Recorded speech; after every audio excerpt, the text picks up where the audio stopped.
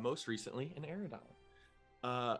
After recent efforts against the Durastian forces that were currently occupying Forest Hollow, you all now recuperate back in the woods, the Emerin, where its native population at the Alealor ruins are sheltering at Brave's Respite.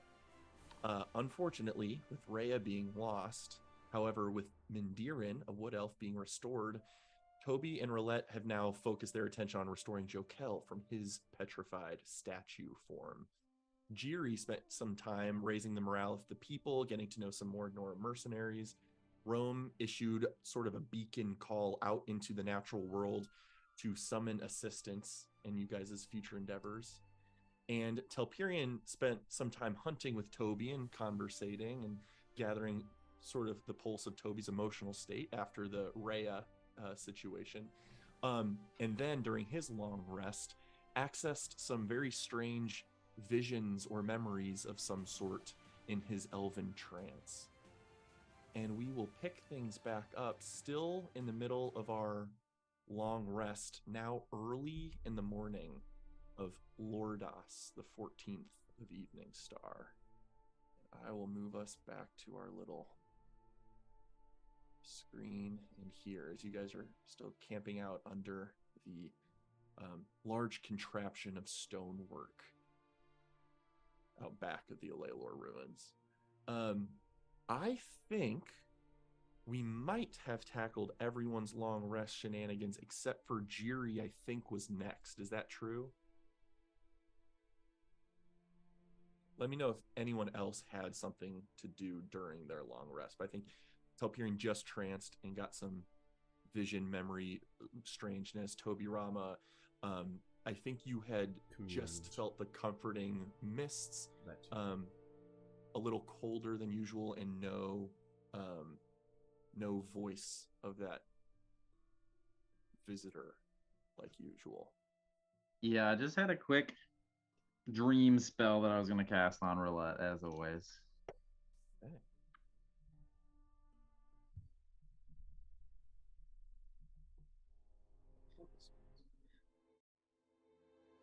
Okay, you cast your dream spell. Roulette, is there anything that Roulette's naturally dreaming of to start? No, it's pretty amorphous probably in her mind. Alfie and other schematics are just running through her head because I know someone mentioned that there was scrap metal nearby, so her mind is probably going just floating through schematics right now. Okay. So Jiri will take her into the normal sunken place of his mind. And so Roulette will have the feeling of falling and spiraling and falling into a storm. And as she's falling, you know, there's the customary like kind of flashes of lightning and this like neural network as she falls through it. But kind of, I don't know, in some random direction, she sees like something odd, like a flash over and over and over again in the same spot, like a very violent, like more destructive flash of lightning, of electricity. I don't know, Roulette, do you go towards it? Do you move? Do you want to head over to it at all? Knowing I've been in this dream before, I want to first see if I can catch a glimpse in that lit up area of the thing that I caught the glimpse of at the very end of the last time I was in this dream. Got it. Go ahead and make a perception check.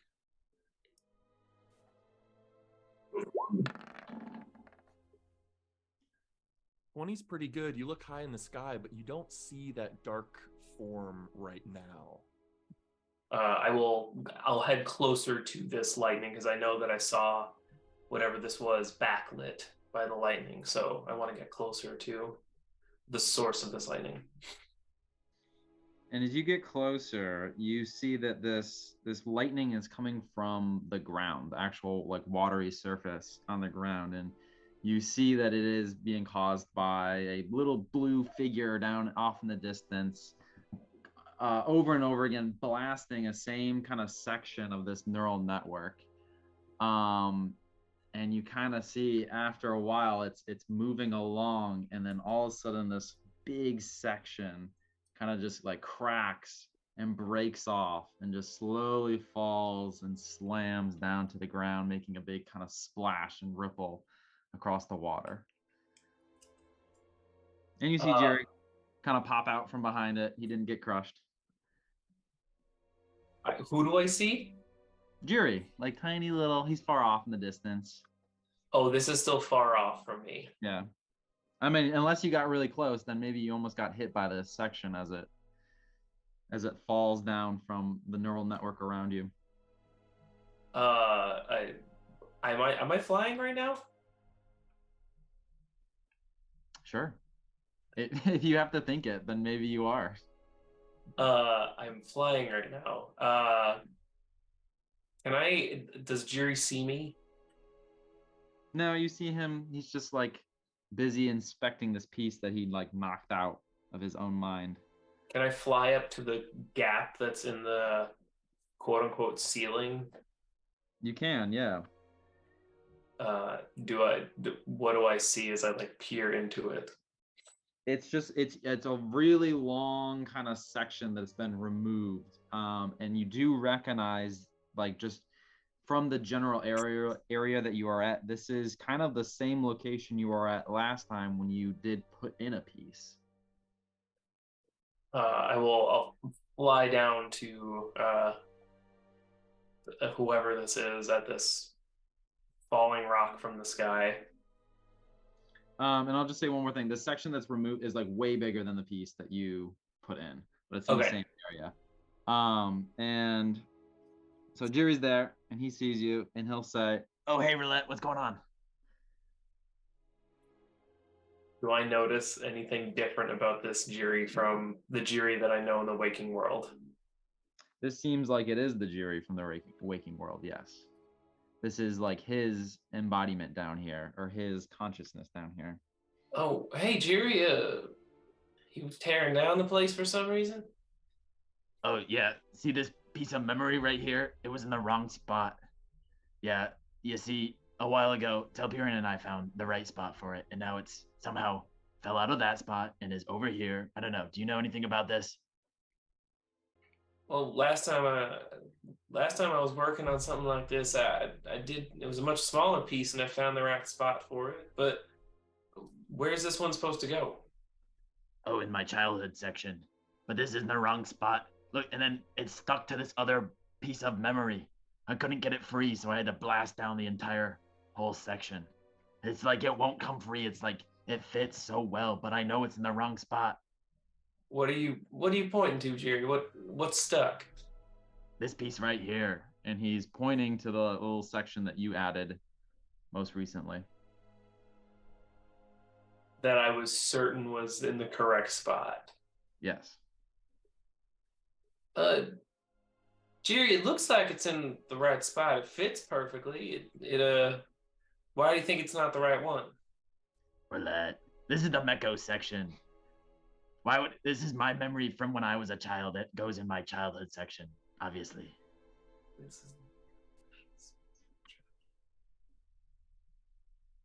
Do you need help pulling it apart? Or... Yeah, I was trying to figure out what I'm gonna do. I'm probably gonna have to chop this memory up into a bunch of small pieces. I don't know. Last time I was down here, or last time I was looking at this memory was with Telperion, and we found where it belonged. We put it up in the right spot, but I guess it shook free or something like that. I'm gonna have to really seal it in this time. Last time I had to like wedge it in to make sure it fit. Well, I'm here to help. What do you need me to do? I don't know. Do you want to look at this memory, this whole memory, or do you want to show? Or should I show you where it's supposed to go? Option number 3. Do you want to go on a tour of this place? Well, let's get this one back where it's supposed to go. It looks awfully big, but I'm assuming we can lift it together. No, we're gonna have to chop it up. It's too big for us to carry. Here, I'll slice it off of this piece. Real quick, Telperion, do Do me a favor and make a perception check. Actually, with advantage. I didn't think I was going to be rolling for a while, so hang on. Let me get up to my... I've been taking notes on my phone because I wasn't up here. What kind of check? Perception with advantage. Oh, I like advantage. That's a nat 16 plus, I think, our proficiency bonus, so 20. 20 is really good. You have recently just woken from your trance after a very strange situation where you have seemingly moved in your trance, and you wake up and you're holding your sword in the ground, and then you just hear Telperion, and then nothing, and then Telperion. You heard your name twice, and all of your friends seem to be asleep right now. But it was definitely Jiri's voice. Okay, I'm going to go over to Jiri and just look at him. You look at him, and straining your ears with a 20 perception, you can sense conversation taking place within his mind. Usually you have to use your detect thoughts capability to parse out the buried, subtle language within a person's mind. There's some sort of magical phenomenon going on right now in a telekinetic nature that is amplifying his normal thoughts. And you actually think you hear Roulette's voice as well when you're staring at Jiri sleeping on the ground. I'm going to do... I guess we've probably gotten better at this with people thinking at me without me initiating the conversation. So instead of casting Detect Thoughts, I'm going to, considering if he's directing it at me, since it was my name, I'm going to try to like open up my reception to see if there's actively things coming at me before I decide if I am going to detect thoughts to go in more. Go ahead and make an intelligence check.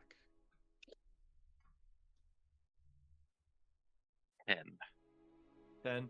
Not sure if it's being directed at you or whatever this strange telekinetic amplification magic going on is just allowing you to hear things that you usually can't.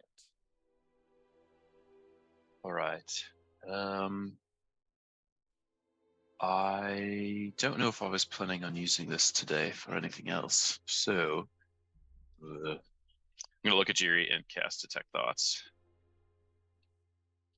You cast Detect Thoughts, and you are immediately pulled into this space of darkness that you've been in before, with the thick black sludge-like water rushing only a few inches, sometimes a foot deep, with flashes of arcane lightning or neural storm or something going on in the background.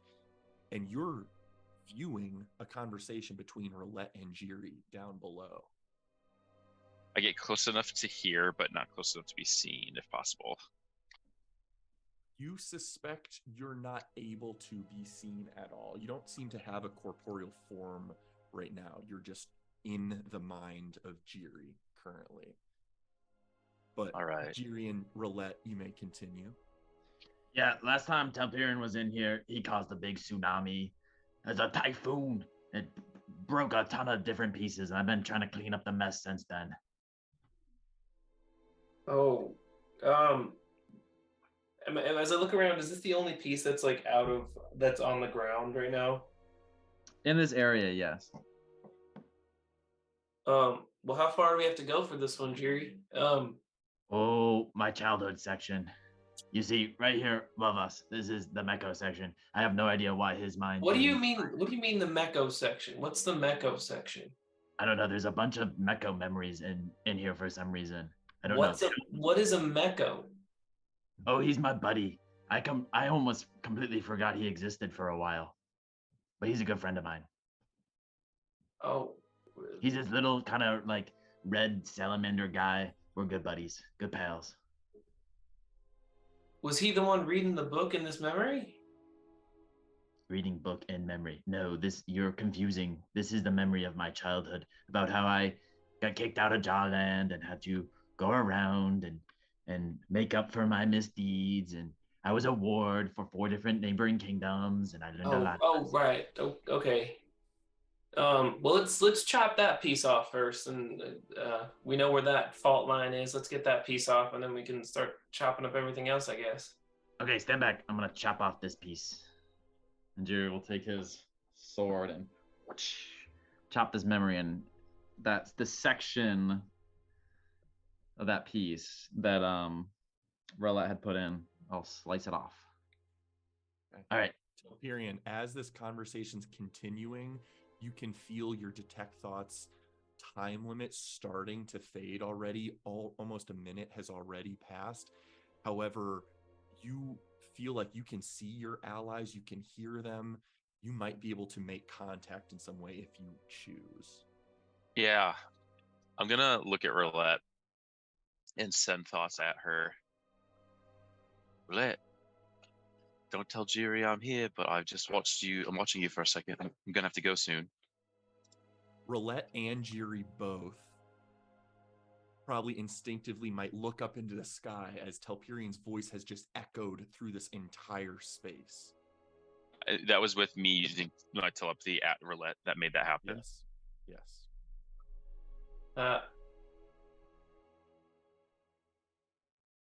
Oh no, he's back. Telperion, don't make a big typhoon again. I'm not making a typhoon. With Roulette, with your 20 perception from earlier, you see something up in the distance, a dark form against a flash of lightning. And as Telperion, your consciousness begins to fade or be pulled from this detect thoughts magic, you all hear, all three of you, just omnipresent. Strange. I don't think this has happened before. You. Stay. I would like Jiri to please make a charisma check. Heck. So just flat charisma. Just flat charisma. Okay. Telperion, you will take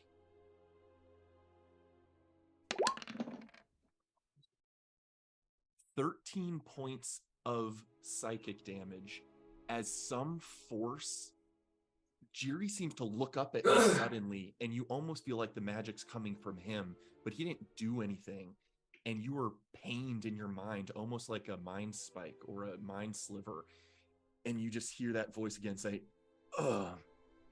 apologies. It's difficult to keep you here. But I think you might be able to aid the others. And your consciousness for now is tethered to this place with Roulette and Jiri, even past the duration of your normal spell. Oh, fuck. Can you...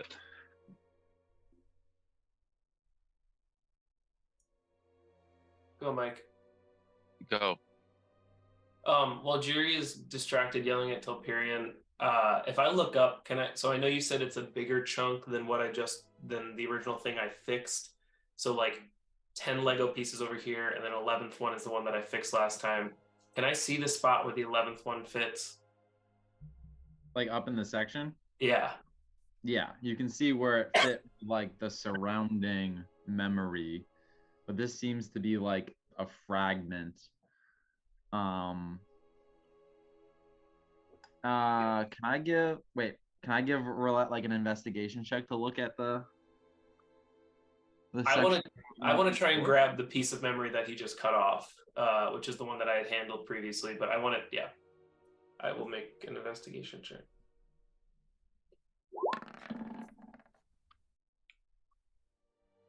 "31's pretty good." Yeah. Okay. So as you gaze up, I think you'll notice that the neural network is different in different areas, and then the section you are in right now, it has kind of like a color tinge to it. It's got a reddish color, but completely around the border of this like memory area is this like dark kind of black section of like this neural network that is like leaking and oozing a lot of the like liquid that is like falling down from the sky and like filling this like watery area around the bottom.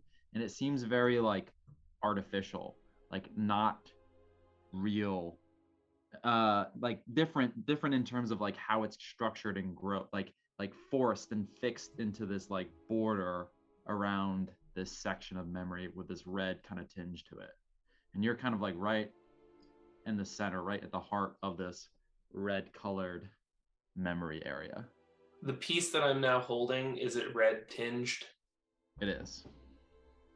What about the rest of the big piece on the floor that you also chopped down? That is, it's all the same, yeah. Oh.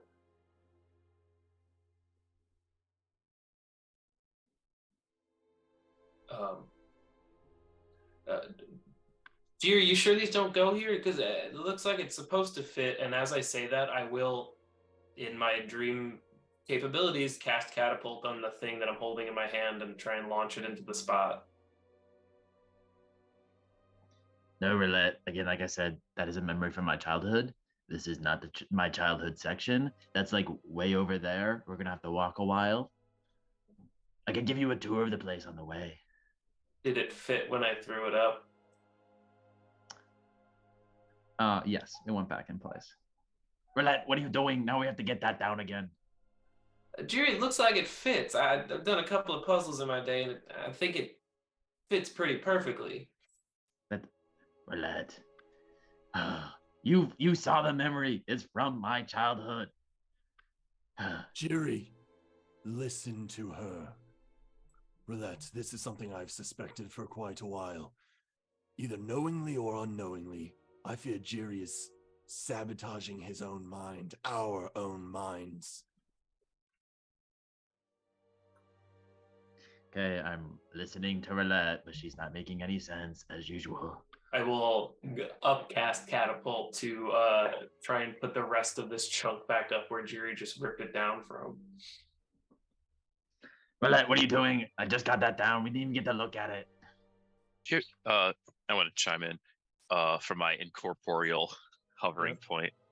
Jiri, what if, okay, imagine this. What if you just labeled this the wrong area? What if this is not the Meko section?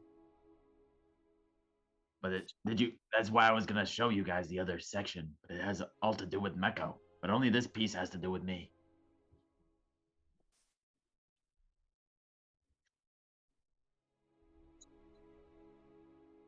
I don't know what to make of that. I just want to do the opposite of anything your instinct is driving you to do.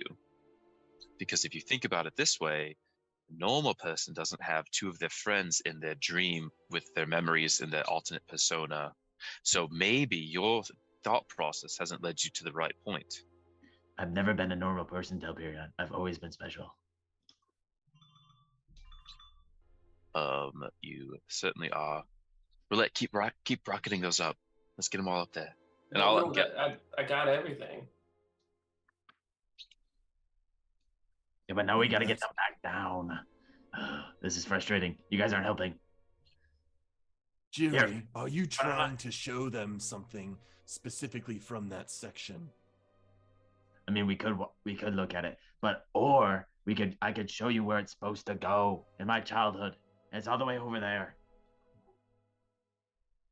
Whichever way Jiri just pointed, I will cast fly and pick up Jiri and start flying in that direction. Jiri, you tell me when to stop, and we'll take a look. Okay, we got to get out of this section. Keep going. Okay. Quickly, you're able to traverse a great distance in a short time. Telperion's consciousness following you guys all the way. Okay, right there. See that spot right there? This is my childhood. That's where it's supposed to go. Is there a red sludge here? No. So the color has changed on this side. You've gone past the border, this like black kind of like, again, this like, it seems like grafted maybe is a good way to describe it, around this like red section of memory. And now you're in a different section that is more like blue tinged. And there is a spot where you see that Jiri was indicating, but it's like it's missing like a piece that could have gone there at one point. and you see like neural network that's like naturally grown off of this position, as if it like grew from that section that was once put there.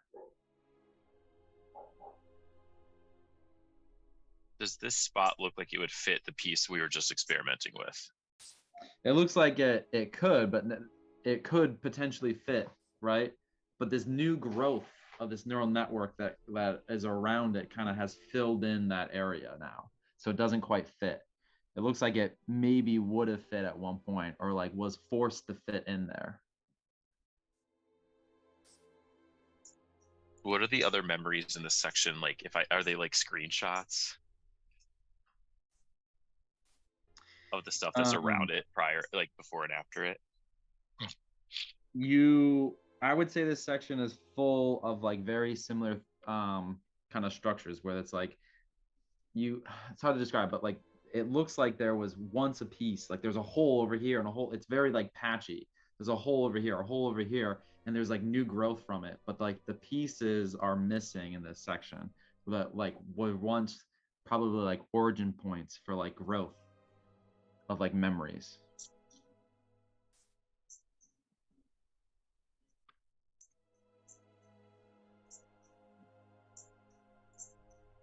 Jerry, I think if you put one of those old pieces and you shoved it in there, it wouldn't fit anymore.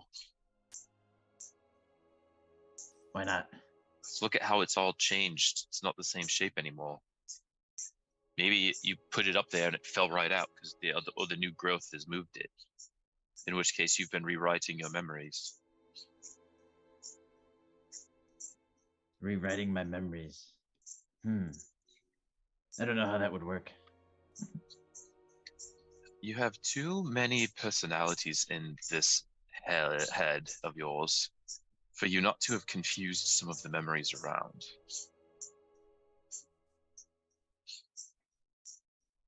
What do you make of this, Roulette? Roulette, a voice right to your right, just next to your ear, asks you, what do you make of this? Is there someone standing there?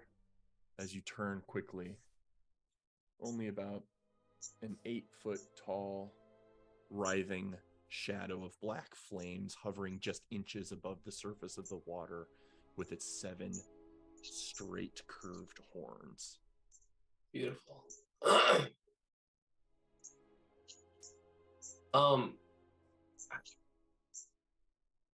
don't know how much of this is like Steve sussing this out or if this is Roulette sussing this out.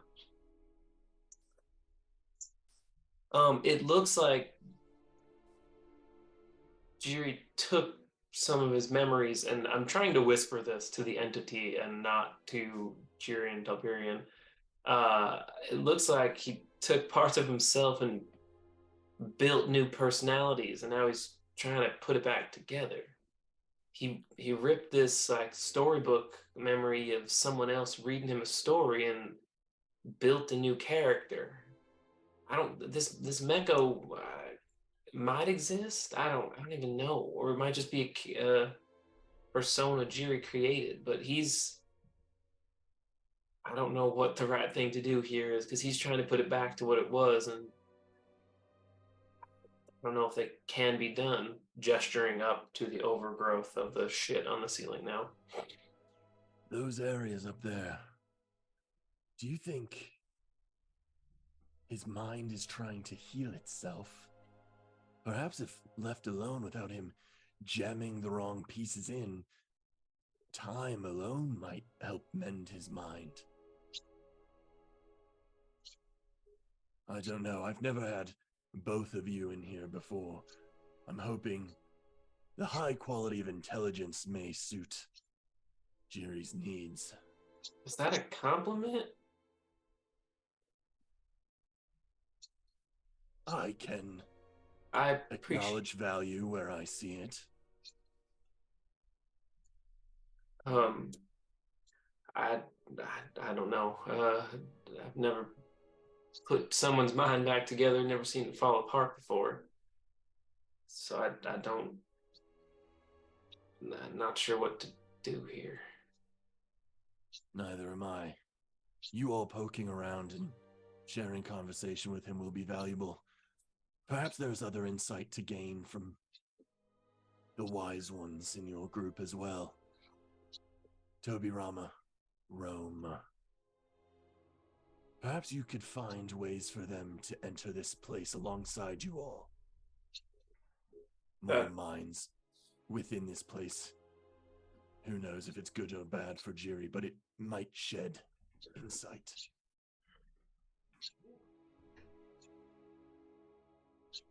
Do my best. Jiri and Telperion, you guys discussing anything further? Yeah, I'll talk to Telperion while this is happening. I'll be like, Okay, Telbaron, you see, this is my childhood section, right? If I have a memory from when I'm a child, doesn't it belong in my childhood section? I don't get why, like, I'm the only one that realized this. We gotta go back, take that memory out again. I'll prove to you that it's in the wrong spot. If you look at the memories around it, it's all about Meko.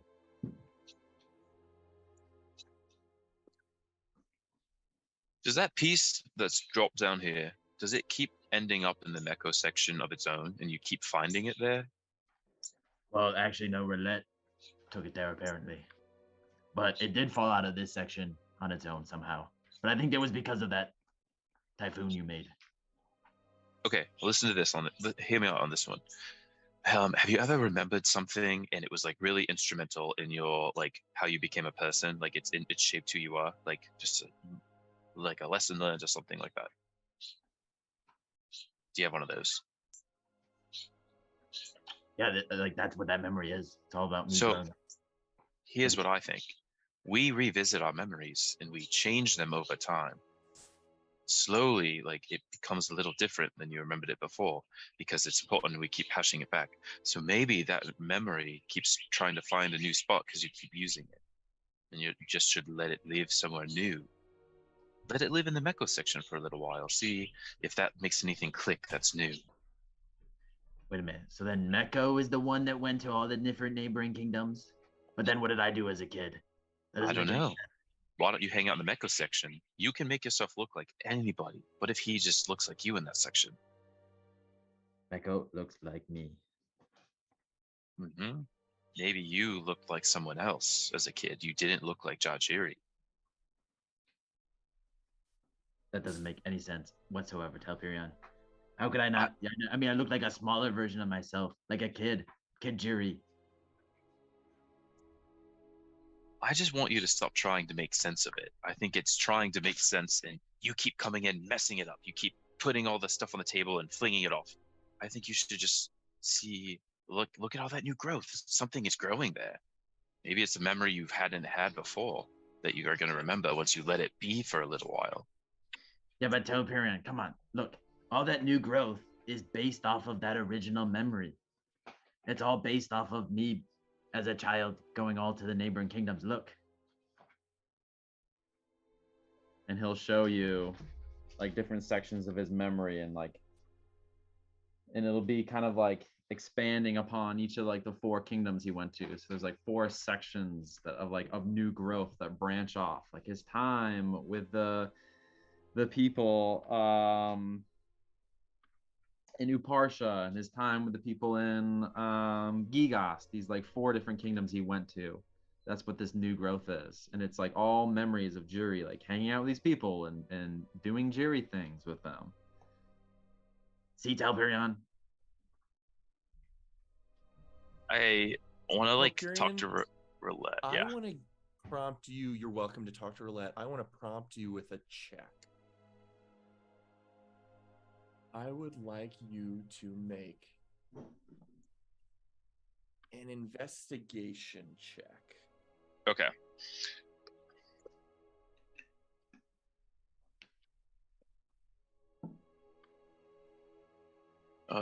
Nat 12 plus 7, 19. With a 19, what I would consider pretty good, I'd like to ask you, Tim/Jiri, the sections you're showing Telperion right now, do those memories look clear in a way that suggests they are absolutely real memories? or are bits of them slightly fuzzied?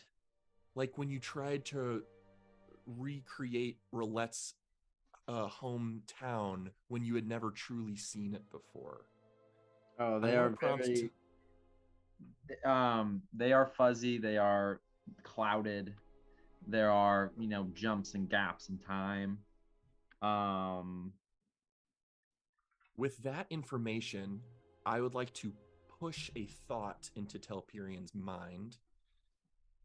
There's something about that doesn't seem real.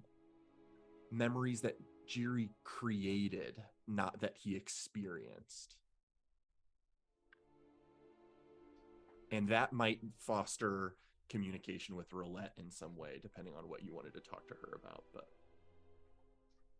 Yeah, I'm gonna go. All right, Roulette, Hex. We all know he's wrong here, right?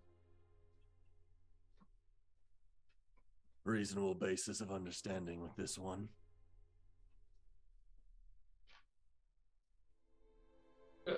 I don't know. All right. I'm looking at those memories up there, and they are fuzzier than the Meko memories. Jiri, this section is just a distraction. I think this section is not as important as the other ones right now. That is important. Right. What do you I mean? think it's time. I think it's time we fix the Meko room and hang out there. I think this one is looking really fuzzy, and I don't think these memories are as important as the crisper ones that are in the other room. Other section. Sure, we can go back to the Meko section. And then we're gonna. as you guys, What he's doing down here. Like, I don't get how my friend could be in my memories. It's weird. I feel like we got to get rid of them all. He needs his memories in his own mind. well, as you guys start making your way to the Meko section with Jiri showing some confusion, perhaps some new insights gained here, you all hear a new voice emanate in the surrounding space. Oi, you lot, soup's on. Hey, wake up, guys. Telperian. Telperian. And Telperian, Jiri, and Roulette, and Tobirama and Rome are all beginning to be roused from sleep by Gemariza, the dwarven chef of Forest Hollow, who always served food at the Nora camp and is currently rousing you all for breakfast.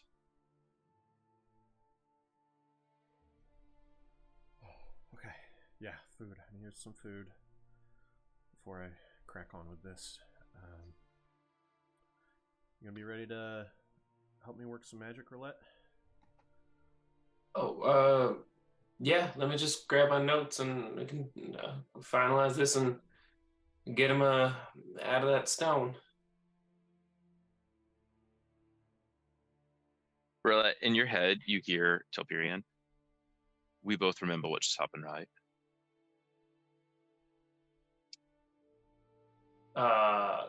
Roulette's actively taking notes about, for the first time she's taking notes, because now this is like the second or third time that a dream like this has happened, and you just see her nod. She doesn't say anything back to you. She just like actively starts nodding. All right, let's revisit this later because I think we should talk and make sure the others are brought in on this now that two of us have been there. But get on with your business.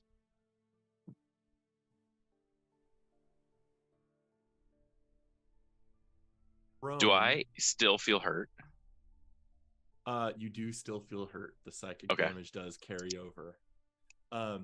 I will say Rome and Tobirama, as you guys, Tobirama, you might catch it first and be surprised by it. Rome would flag this next and be a little less surprised. Tobirama, you start to follow Gemariza back inward toward where breakfast is apparently being served, and you just hear it. And you look over and there's a snake that was definitely not in here before, and it's just like coiled on top of a rock. And there's also like another snake slithering up through the wall into this space. And now in your surrounding, there's a few squirrels that have found their way into here. The chirping of a bird or two.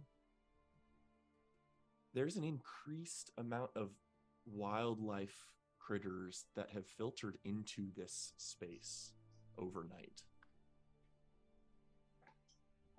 I cast Speak with Animals to attempt to speak to the snake. And I ask it, where have you traveled from, my friend? From the coast along the Arberlock. Mhm. Responding to your call, mistress.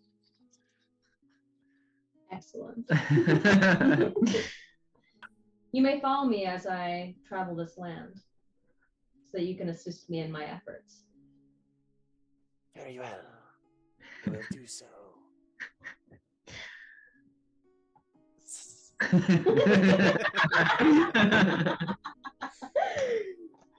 Oh man, I love that. For good measure. But something about what you did in your beacon communication seems to have a response already from nearby the living world. I encourage the living world to like kind of like, you know, climb on me and like through me. You know what I mean? Like if I'm like a bramble of branches. So I would imagine that I'd have more critters kind of The crawling around. snake you spoke to slithers around your ankle and up and within your sort of tibia, just clinging to your leg. Two birds, a raven and a dove, flutter and land on your shoulders. And a nearby squirrel, a flying squirrel, just soars over and clasps onto your hip. So a few animals instinctively recognize you as a suitable perch or an ally of some sort. Other animals in this surrounding space slowly amass in your direction too, but as you guys start to enter the ruins, the actual building shelter, some of them will linger here in this space, but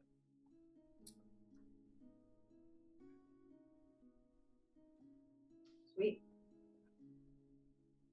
But as you guys move into here, At this time, before we go in, I want to ask Rome to do something with me, but I don't want to talk about it right now. I want to just like make it clear. Telperion and Rome stay in the room for a second, and he asks her to help him do something. okay. I follow After- Telperion.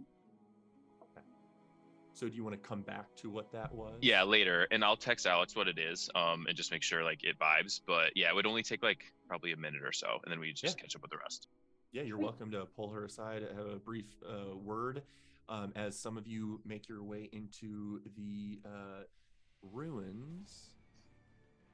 Oh, sorry about the music. We're fighting.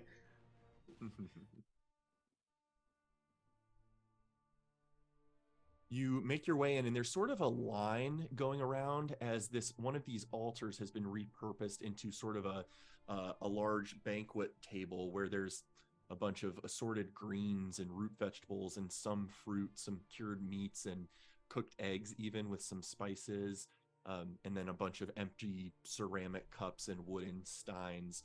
And the population of Forest Hollow sheltering here is gathering on small wooden plates and trays, little bits of food to begin their day with. And you're all welcome to enter here and grab some grub if you would like.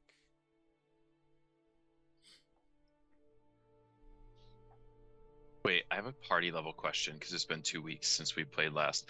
Were we gonna do like a brunch or something in front, like, or did we like make little benches? Like, I remember us talking about doing a celebration there, but I don't remember if we. I thought we said we were gonna start that there. I think Chobi was still like thinking like, oh, but let's fix Jokel first, and then we can celebrate. Let's Got it. Okay. wait till we've resolved all the things we need to. Yeah, because Rome also used her plant growth to imbued with the glass of the dew of Galathor.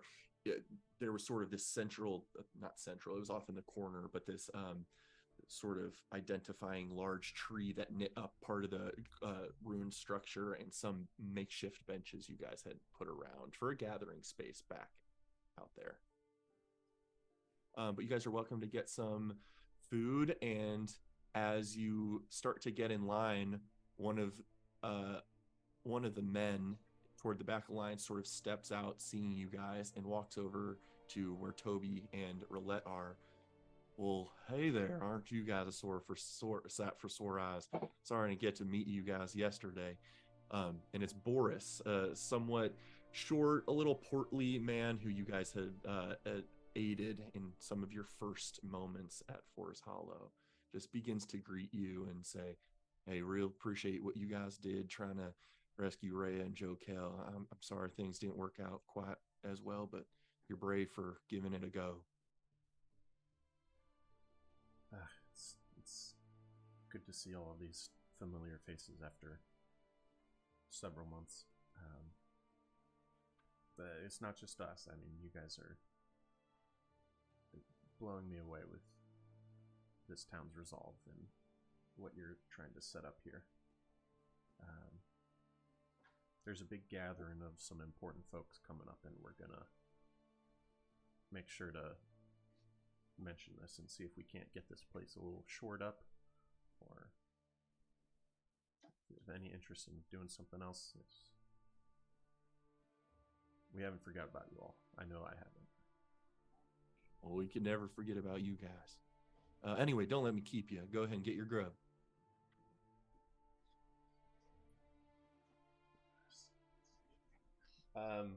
Toby will kind of scarf down quickly and head back outside. He's fairly energized, and he's got some new motivation to do what he's capable of and what he believes is right, and be okay with whatever happens after that. Anything specific as you guys grab some food, and you're welcome to settle down somewhere and talk with anyone you want. You do notice some of the Nora mercenaries are sort of out front, toward the front of the shelter. Rebecca and Kellen and some others, Crumblebach, the goblin who goes by Crumbs, Clara, and you actually see Fennin, the wood elf, over there in next to them as well. Jerry's going over there to hang out with them, specifically the goblin. He's gonna move people out of the way so he sits right next to it to have a conversation with Crumbs. Yes. You're welcome to go head that direction. None of them are currently eating, but you're welcome to go converse with them and eat some of your food as well and listen in on their conversation. Can we get a strength check to see if Jerry knocks over the goblin? I doubt it, but sure. I don't know that I'm going to call for that. You're just running up to the guy. Okay, and you trip, and... We needed a roll. I want to go up to Fennin and just think, we're about to have a thinking conversation. How has Yori been doing since we brought his aunt back? Good. She responds with her very raspy, still recovering voice. And oh my god. Wince a little bit and hold her throat, and then continue with the rest of the telepathy. As you can tell, the salve is working. Really appreciate all of your aid. Yuri is delighted to be back with his aunt. Thank you for rescuing Mandirin. That was... Oh, and Pelura. That was... We couldn't have asked for better. Actually, the Nora mercenaries, I think they call themselves, are discussing a task they're interested in carrying out here soon, and I thought I'd take up a bow and join them. I want to train. These people have shown us such kindness. You all have shown us such kindness. I want to do everything I can to help protect these people. That actually aligns with something I was going to ask you. I would plead for my people to allow you to join them if you wish, but I'm also thinking of these people and this mythal that protects them. And currently, Rebecca over there, she's the only one who can ferry in the people here. It wouldn't be a dangerous job, but it would be a way to contribute, and they would find you very welcome guests. Would not you, but would the others, the adults, be interested in signing up to maybe help relieve her of that burden? And I think it would be a great way to be kind of joining this community that is close to where your home is. And it's a safe one at that for now. Telepathically, she'll say, I'm sure they'd be very eager to help in any way they can. None of them are trained in the likes of combat like I am, and only limited at that. So yes, escorting people in and out of the Mythals as sort of shepherds of a sort, I'm sure they'd take great pride in being able to contribute. I'll mention it to them. Thank you. And then right next to you, you hear Rebecca and Kellen engage with Jiri in conversation, and Rebecca says, yeah, so I don't know what really happened, but there's all this wildlife. There's deer, there's boars running around. I saw a bear. I'm pretty sure we cleared this area, but there's so much that is flocked here, which is great. The only problem is we do think it did attract a predator as well. We saw quite the carnage about a mile south of here early this morning. One of the scouts came in. We think it was an owlbear carcass that was destroyed. So I don't know if a bunch of wolves got to it, or a direwolf, or something a little bit bigger and worthy of taking down an owlbear. But so Jiri, what I was thinking is maybe if you guys are willing, I'd be interested in having some of our mercenaries sort of shadow you all. Maybe see what's so great about the Forsaken Winds and your combat expertise, all that. See if you guys might be interested in tracking down something with us. I'm sure we could learn a lot from you guys, and we could partner up. I think we've got about 5 of us that want to get out there. I know we want to learn from you if you guys are willing to, put yourselves under a little bit of threat to make sure that no predator is in the area worthy of stalking and terrifying and injuring our people.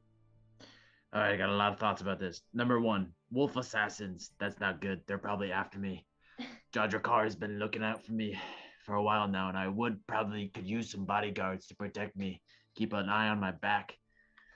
Yeah, especially with the moot coming up. I bet you he's gonna send a bunch of assassins to kill me. Okay, I agree. We're gonna need some help. You said 5? Okay. Who's number 1? Who is your best swordsman in the Nora Mercenaries? I think we both know that'd be me, man. And Kellen comes up to you, clasps you on the shoulder, and who's wielding a short bow and 2 long swords, walks up and he's like, yeah, so it'd be me. Rebecca's interested. Fennon, who recently has shown interest in joining us and training up. And then we got Crumbs, obviously, and Clara. You know them from your minimal days in the fort. But yeah, why are you asking for a swordsman? You think you can show me a thing or two? Oh yeah, we need your best swordsman. And then who's got the biggest sword, just in general? We need somebody with a big sword, like a big axe. I would offer Bullwinkle with his axe, but yeah, he's gonna stand guard for the day. He's already decided he's good to stay here. I think Rebecca's hoping to stretch her legs a little bit more. So we got nobody with like a big weapon. Okay, somebody's gonna. We're mostly archers, but I've got some skill with melee as well. All right, I'm gonna pick somebody at random. Crumb, you're gonna have to learn how to use the biggest weapon we can find. It's Crumbs. Oh, my bad, Crumbs. If you want, you can call me by my real name, Crumblebach. Oh, my bad, Crumblebach. Crumblebach, you ever used like a big, really big hammer, like a 7-foot tall hammer, maybe 100 pounds, 200 pounds, something like that? That seems a little unwieldy, but I could give it a try. Is Crumbs the gnome? He's a goblin. Oh, so I want to tell Piran at this point, he's like walking in and he's like immediately super embarrassed to hear just like, but then also just gonna kind of observe this before he to see if Jiri's gonna put his foot in his mouth worse. All right, so we're gonna find you the biggest weapon we can, and that's gonna be your new weapon to use. Your new fighting style is massive weapons to smush people and evil things like wolves. All right, we'll see if I can give it a go. I'm gonna keep my crossbow on me just in case.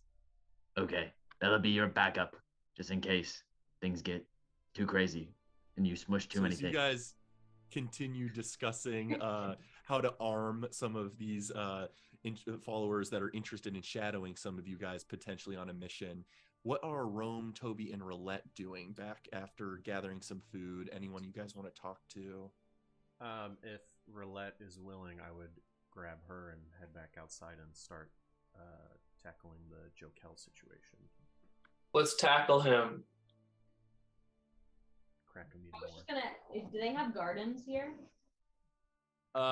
There is wildlife all around the ruins, but within the space of the ruins, no specific gardens. But out around, there are some sort of agricultural gardens that have been some soil has been tilled. There are some rudimentary crops being grown right now. Very budding vegetables, if even that, over the last 2 months that this population's been here. But Okay. Well, while Toby, Rama, and Roulette are working, I'm gonna go head towards where the farming's happening. okay. I'll head in that direction. Sounds good. There are a couple individuals out that got up even earlier than the majority of the population that are already with some hoes and planting some seeds throughout the space there. So there are individuals you can interact with, and also more wildlife that sort of flocks to you and clambers onto you. As various birds sort of soar up to you and perch on your shoulders, I imagine there might be some of your vine and branch like form that might extend and modify to accommodate some of them. And before you know it, you have like almost a short quarter cape of like birds that just like look like a feathered cape coming off the back of you. I imagine, Chris, that like it's almost like a like she has like kind of like a headpiece kind of growing. Like she looks more like queen like what Okay. she's like decked herself out a little bit more, Rome as well. Okay. In growing these Very shrubs. nice. Toby and Roulette, you want to give this restoration a go? Yes, there's a couple pre-steps Toby wants to do. I would like to cast Borrowed Knowledge to give myself proficiency in investigation. And I want to see if I can... Because I got a premonition of Jokel restoring and then collapsing over.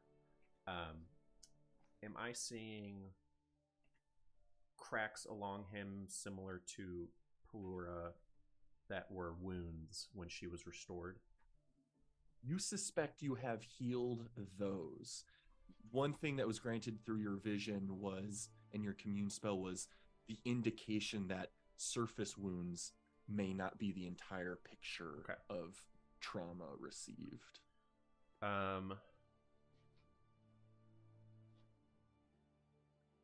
In that case, I would like to then enhance my ability and wisdom and do the final actual attaching of his hand. I think we had prepped for it well, but I will use Stone Shape to get it on there as best I can. Okay. Go ahead and make a wisdom check. I will give advantage for enhanced ability. Fair enough. 13. Okay. It definitely attaches. Okay. And then... And as you guys are doing this in Roulette, I'm sure inspecting portions of Jokel as well, you guys see Telperion sort of step out from the top of the stairs behind you guys, as he has shown interest in sort of coming back for that as well. I'm just on the sideline, like cheering on Toby. I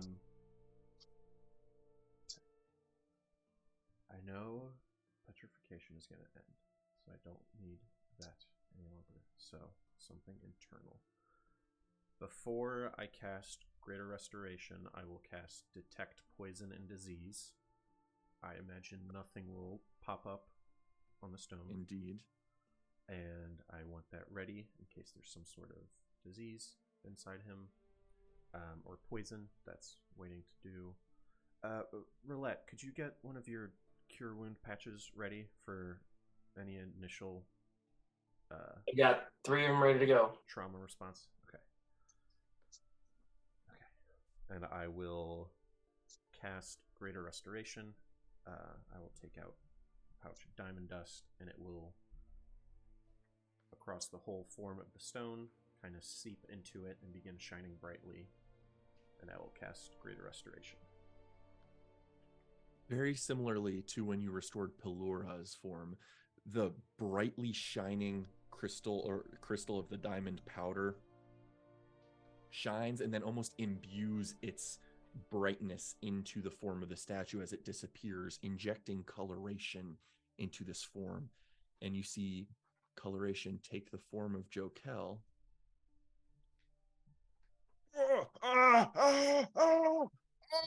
And he just wakes up and is wincing and screaming in pain. And my immediate thing I do is I will cast Death Ward on him and pay attention to see if my detecting of poison or disease flares.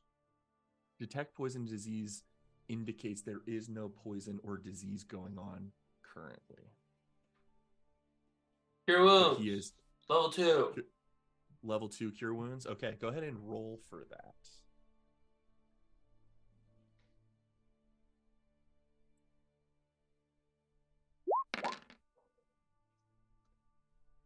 Above a 10 is enough to heal the interior wound to his organs within that were not evident. Likely some sort of piercing or maybe bludgeoning trauma had dramatically injured something inside. And Roulette, as you quickly apply your patch to Jokel and with some pressure on your arms and the glowing of that patch and Cure Wounds taking effect, Jokel's wince eases. Red, you weren't here a second ago. Hey, big guy. All right, how you feeling? A little better now. Kind of sore and stiff. Wait, where are they? And Begins to reach for his axe on his back. No. You're good. You're good. Just take a seat. Take a seat. You're back at the Braves Respite.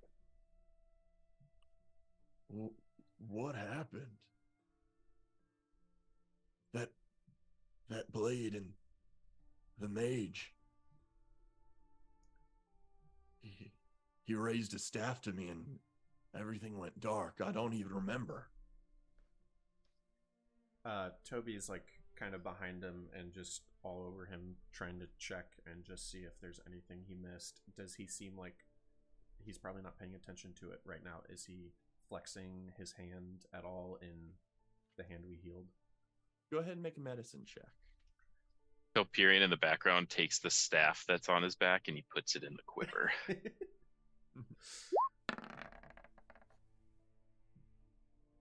With a 19, you quickly assess and are immediately a little concerned by the fact that Jokel's left hand has not moved in his wakefulness. I will keep that to myself for now, but let Roulette kind of download the situation to him. So, again, how are you guys here? You know, Me and Rhea, we were in Forest Hollow just a second ago. Yeah, you know, we were in the neighborhood, and I think last time Toby had reached out to you, you mentioned something about heading back into Forest Hollow, so figured we'd stop by and lend a hand, and by lend a hand, I mean get your stony ass out of there, because that mage that you saw turned you to stone. It's been a couple days. Oh, yikes. Yeah, I mean, I'm just glad Rhea got out of there. The Durastians captured me, and then I will admit they tortured me for a good couple hours, and I did not break. But then they shuffled me off to the center of town where I saw the mage, and he did his thing, and I guess he turned me to stone. But where's Rhea? How's she faring? Rhea chased in after you, seeing that you got captured. We got there in time to try and help her.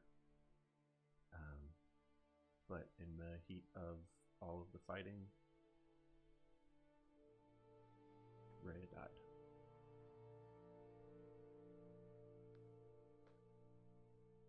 Oh. I'm right behind Toby, and I just like give him a big pat on the back. She really wanted to save you, and she thought you were dead, and took down Ariva. But I think at that point, that was all she could see herself accomplishing. At the mention of the word Reaver, he kind of winces and like instinctively grabs at his torso. She got him, did she? Yeah. And then we got that mage for you. He's gone. There's chaos in Force Hollow. Is it Bugbears? Who were on the... Yeah, they are rebelling against the soldiers, so that alliance is, for now, no longer there. So, I don't know. Silver linings, but... Do you have her body? I might like to bury her where I buried the matriarch. No. I have some much stronger magic than when you last saw me, and I attempted to restore her to life, and she didn't want to come back.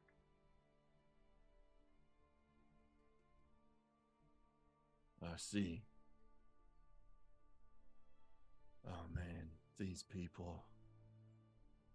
They're not going to fare well without an... Rhea stepped in as a leader when Gallus was gone, but now with 2 losses like that. And I think that's a conversation that's got to happen between you remaining Nora's and the town. There has to be protection, but can't be going out on assaults.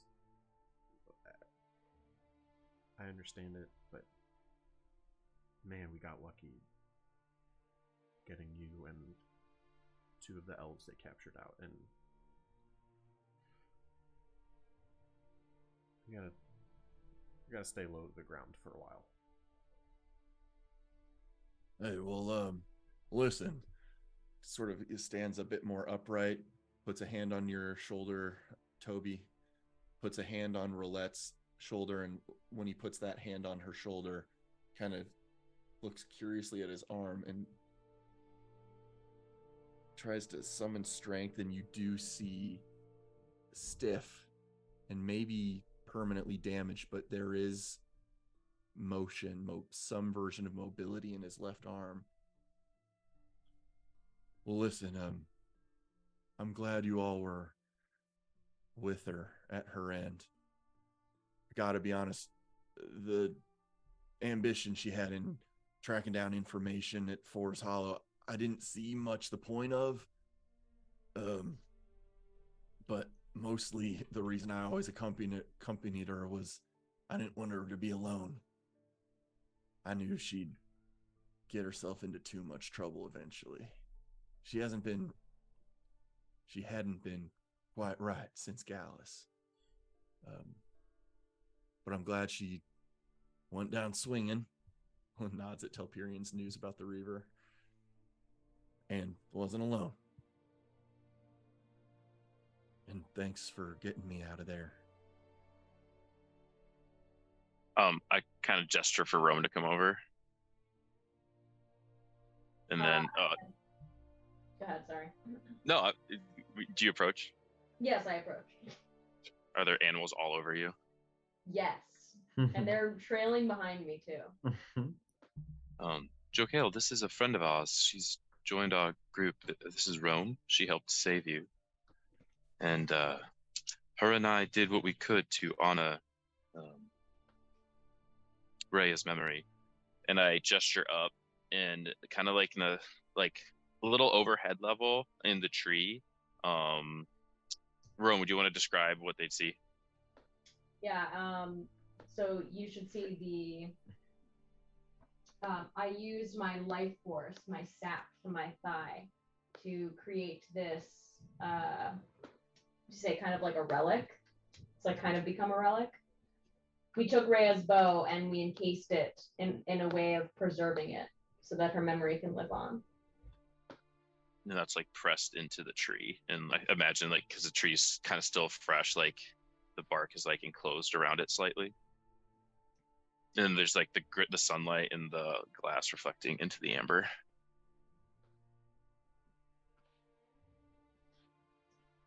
She won't soon be forgotten by this people. Anyway, I thank you all so much. You said it's been a couple days. Maybe I should go tell people I'm back. I think that would be a welcome sight. So they actually haven't seen that tree yet, and Toby made some fabulous benches here. They're stone. They're not going to go anywhere. So I was hoping he could whip up some food and we could bring them to you, because you're going to be instrumental in raising the spirits, because they think you're dead. And we didn't want to tell them otherwise until you were safely unpetrified. Okay, yeah, I can wait around here for a minute. I could certainly use a bite. I am pretty famished, honestly. Not knowing if it's necessary, but before I walk off, I just kind of like clasp him right here, and then I want to second wind him just to like help for some mental clarity, like after coming out of what he came out of. You're welcome to roll that. It will get him to the max. He's only a few away from his max. 19. I rolled a 10. Very nice. Very nice. You definitely see sort of a lucidity wash over him, and he straightens up, and his breath sort of stabilizes and shakes his head a little bit, and then just goes off to sit on one of those benches and just sort of reflect for a moment. And then you just see him staring up at Rhea's bow in the tree.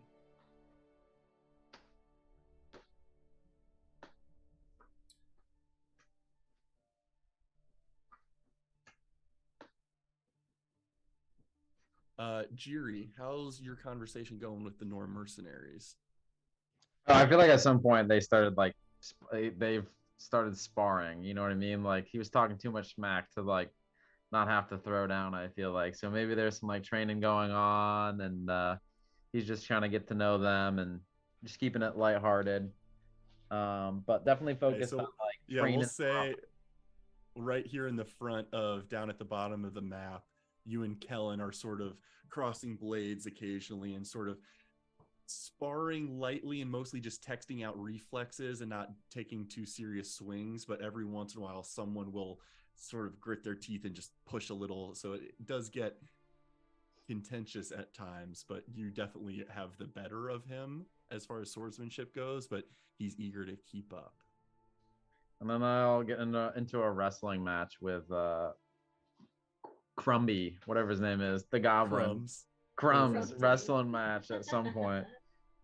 Perfect. You call him Crumby, which is what makes him start sparring you. Yes, exactly. Go ahead, and that will call for a strength check. Go ahead and make an athletics check. Oh, come on. I'm gonna say, yeah, athletics specifically. And he is not a weak individual. Nothing gives me more pleasure than when Jiri rolls a low strength or intelligence check. Like, I like when the others are high, but I love when those are low. Jerry gets Crumbs pinned. just walks up to you. You guys begin to sort of, and like it's weird because you're like having to reach down kind of low and he's reaching up high and you guys have each other like around the shoulders, and then he just looks and just like swipes your leg out from under you and gets you to the ground. And then all 5 of these individuals and probably you all just start laughing. So you guys are having a good time bonding out front. Awesome. Yeah, we're scrapping. That's about it. Perfect. Then you guys are welcome to do what you like. I want to go up to Jerry. Jerry, Yeah. can I just like pick up Crumby and Jerry and like kind of separate them? Crumbs, I need this one for a second. All right, Jerry. Crumb, don't just remember you won round 1, but I'm gonna get round 2, 3, and 4, and 5 afterwards. Yeah, I'm sure. Thanks, Telperion. You're doing me a favor. Everyone looks better this way, and all right, Jerry. I want you to do what you do best. Go rouse everyone up, and Toby's making lunch with some magic, and Jokel's up, so we want to get them in there for like kind of a celebration. All right, I'm gonna need something loud. You got some like metal that I can smack together? Wake everybody up. Get everybody's attention. I'm just made of metal, and I just give him my shield, and I pull out the meteorite sword, the black one. Jerry will go around smashing the 2 together and like letting everybody know. It's time, guys. Come on. Toby's got a really good surprise for everybody. Everybody get down here. Everybody, literally everybody. All of the woodland creatures that I had summoned, like now just completely hide and like fly in different directions because of all the noise. They definitely come are back. very startled. They need to be invited too. Bring them back. Okay, go run after them. Okay, perfect. I have one last thing I want to do with Roulette before the people get in there. All right, Okay. Roulette. I grab 4 stones. Can we imbue these with some color, and then I'll levitate them and secure them in the tree, so there's like some cool light coming out of these when people come in for like the ambiance, you know? Sure, you name the colors. Lilac, violet. Wait, what are the Noah's mercenary colors? What's the difference between lilac and violet? You're the artist here. I She just does named 2 stones that are identical. fabulous. I like this one a little more, but yes. Purple. And are there Nora colors red? Gallus always wore yellow, which always sort of stood out from the typical like burgundies and reds of the Noras. What did Rhea wear? Typically like sort of a brown leather garb. Brown, yellow, so tan, yellow, burgundy, and forest green.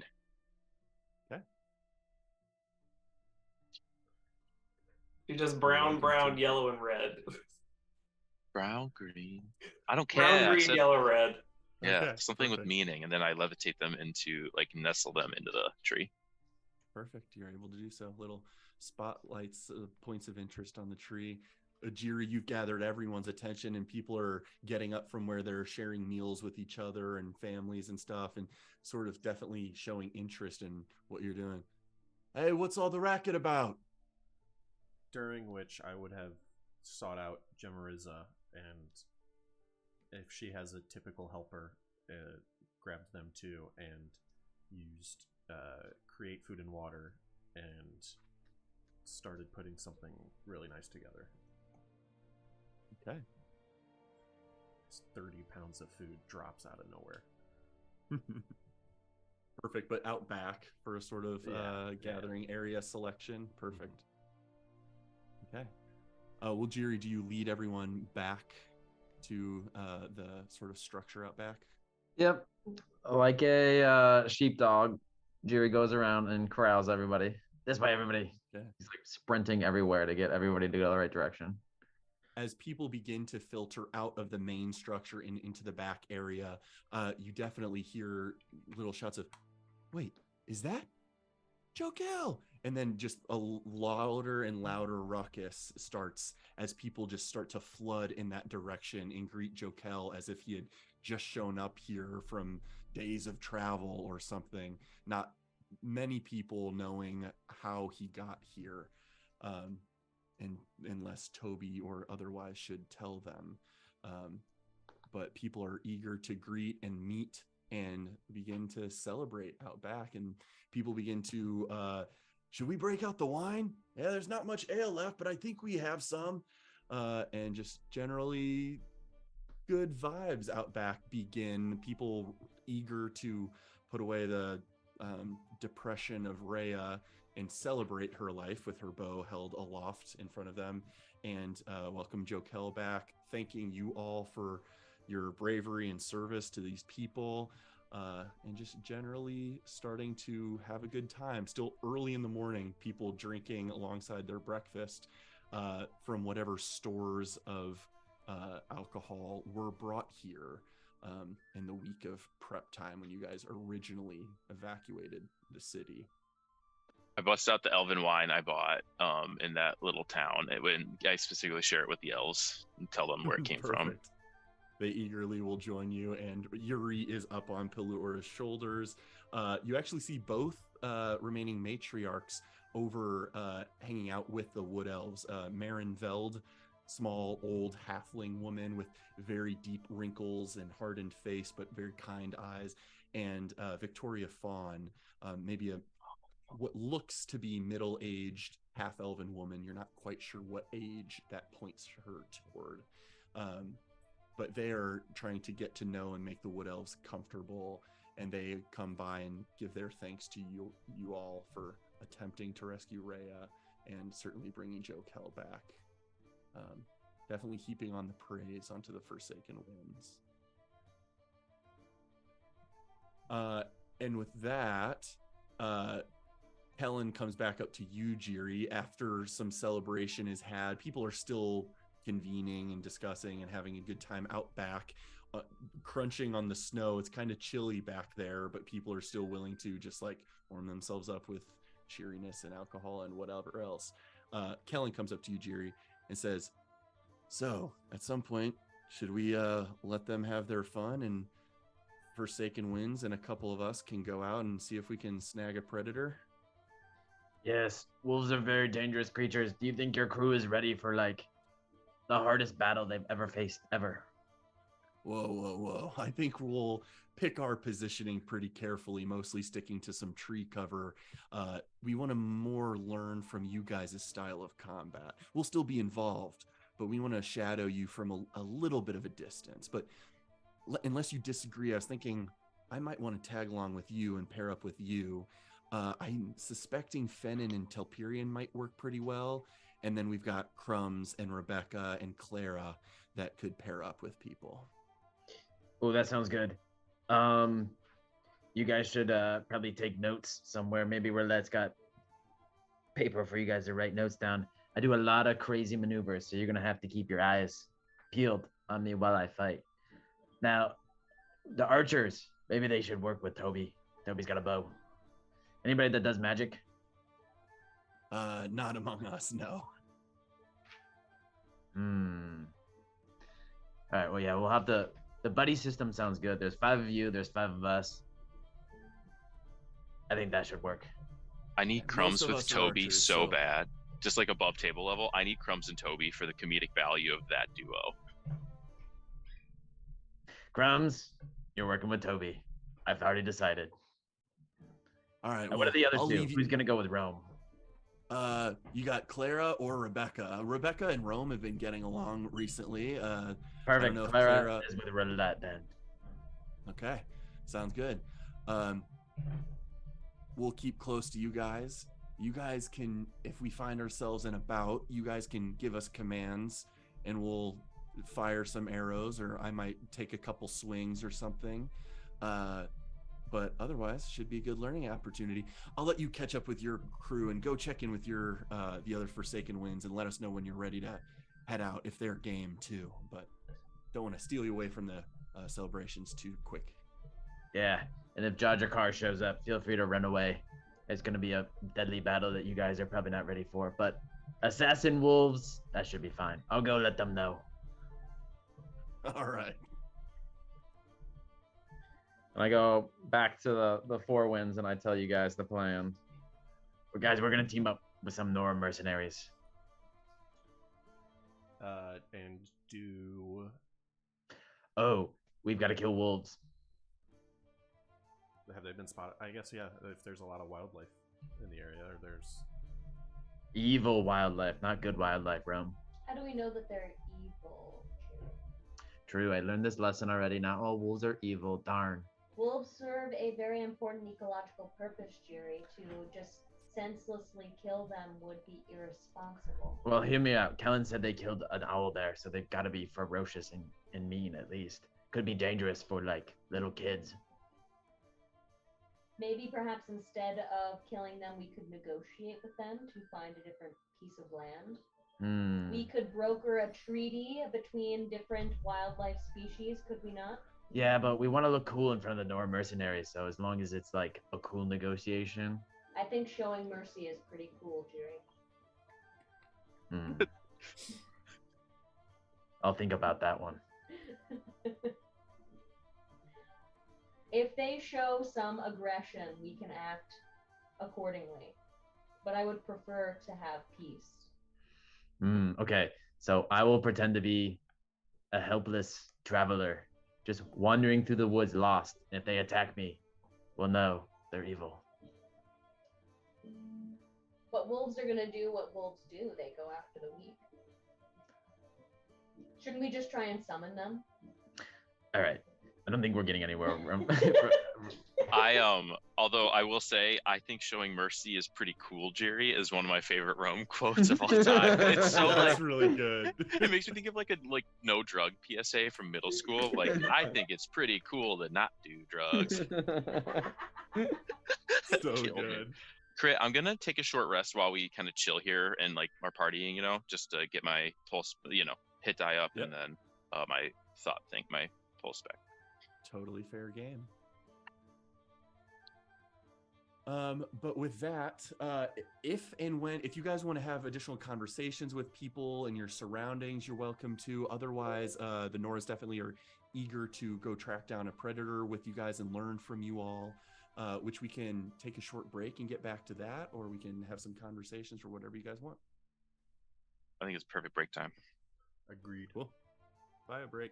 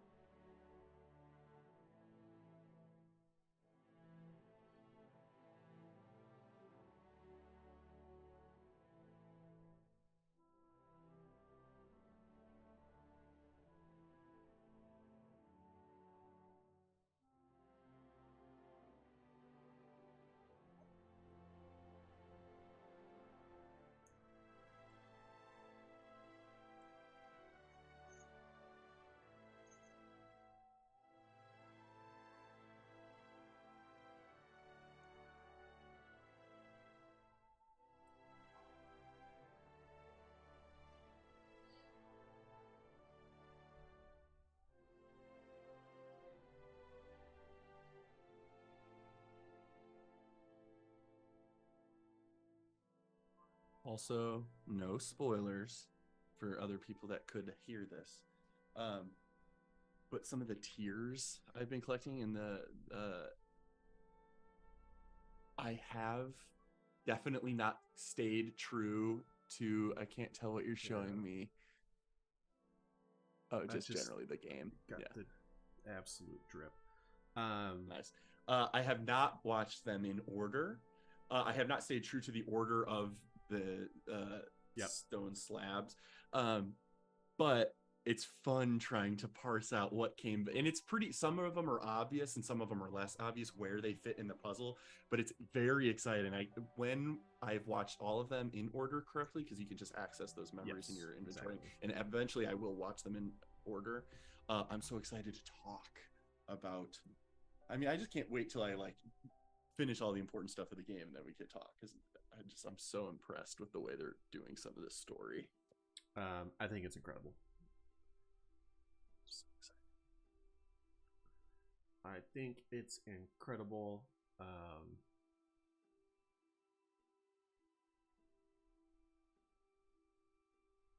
And again, it is always also funny fun when there's so much pressure to go save the world, and it's like, but I want to go run around this region for a while. Yeah. Well, sometimes that does like make me laugh when I'm like, especially when I get to like a particularly green, grassy area of the map. I'm like, the world's ending, everything's dying, but we're just running around in the grass, and there's pretty music on in the background. And I'm gonna go to the stable and buy from a beaver man. Yes. And do all this ridiculous, silly stuff. Yeah, that part is definitely amusing.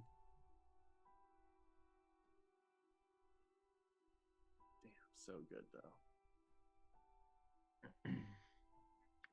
I'm just so obsessed with the towers. Like, they're so much more fun than Breath of the Wild's towers. I was so surprised that they launch you high enough to visit Sky Islands. I wasn't expecting that. I thought, oh, this is just a little easier than gliding from Breath of the Wild towers. But no, like it gets you back up there, which is awesome. I want to get the glide suit so that I have an easier time in the air, because it's just like, I just always want to get further. But obtaining those is fun. Yeah, I know how to. I just got to figure out the locations. But good stuff. There's a lot of cool armor in this game. There's a lot that is just recurring from the last one, which is somewhat of. I wish there was more new armors than there are. It was sad, like awesome. In Lookout Landing, where it's like, here's the Hylian armor. I'm like, okay, lame. I don't want that. And like, here's like the Rito armor. I'm like, okay, lame. Already had that. Exactly. But I am excited to get to the new custom stuff. Even the Champion's tunic's not the Champion's tunic anymore. It's the Champion's leathers, and it's like a mix of the Hylian stuff and the. I haven't found that yet, but I've just from just artwork, I've just that's so on this playthrough, I am like exclusively wearing that all the time because it's just how cool Link looks. Yeah, is that still like the Breath of the Wild? Is it not dyeable? I haven't checked yet. I do know that it doesn't show you enemy health numbers the way it did in Breath of the Wild. Got it. But I have not done a lot of dyeing in that shop.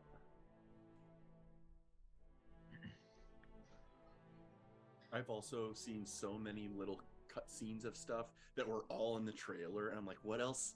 And I'm barely into the game, and I've seen like basically virtually all the trailer stuff, so I'm like so excited.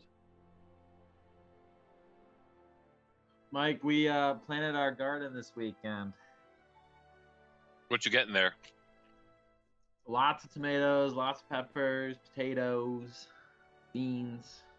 We got like a plot, like a community garden plot. Ooh, is it far? It's not too far. What's nice is that they have sprinklers, because the one. Oh, thank God. It's in like a town over. The one in Concord, you have to like bring your own water, which is pretty lame, but we're excited. We did that on Friday. Sprinklers is so helpful. I always wonder when I see those community gardens, it's like, man, it would suck to have to come far to water every other day or every day. Yeah. So. That's very exciting. It's the most we've done since Denver for sure. So it's exciting to have a garden again. You guys went ham in Denver. Yeah. I think right now I'm too busy with the wedding and like extra work and stuff to do a good job to set us up for the summer. But I probably should push it because we're gonna be here a lot in the summer. It just sucks when you plan on leaving town and then like they're like, I don't want to make someone come water this all the time. Yeah. I mean, that's what's perfect about having like a sprinkler system. Yeah. It's like real life Stardew Valley. One of the most satisfying games ever. You couldn't convince me to do either. Yeah, they are very similar. Couldn't convince you to have a garden? Have a garden or Stardew Valley. Yeah, I could not care less about gardening. It's funny. I love mowing, and I want to buy an edger from Lowe's. That like I want to like. I like the idea of landscaping and making the yard look nice, but I have no interest in like gardening and growing fruits and vegetables and stuff like that. My buddy 3 streets over has like a bunch of ghost peppers he's growing, and like That's a weird name for a friend. I'm just thinking about how you want to take care of the gardening thing that's like not productive. And like you want to skip the productive parts. 3 streets over is your friend. Oh, my buddy 3 streets over. Yeah, it's like English how does sucks. the syntax allow for what Steve said to be true? Like, but yeah, it is like I do appreciate the vibe of like I'm gonna grow stuff that I'm gonna eat. Whereas I also can appreciate Mary's interests, which are flowers and trees and shrubs. Like she wants to plant pretty things. I would prefer planting the functional things that I can reap the rewards of. But regardless, either are not enough appealing to me to do them. It's always funny when it's like somebody like does not like your favorite thing ever. It's just like How dare you? Well, I'm always so fascinated by the fact that this crew's a good example of we all have very differing interests, and I'm like, how can we all love D&D and like fantasy so much, and then I couldn't give less of a fuck about gardening. MJ couldn't give less of a fuck about basketball. Like there's like other things we love that like we're so disconnected in so many ways, but fantasy is our through line, kind of like. Yeah, it is. And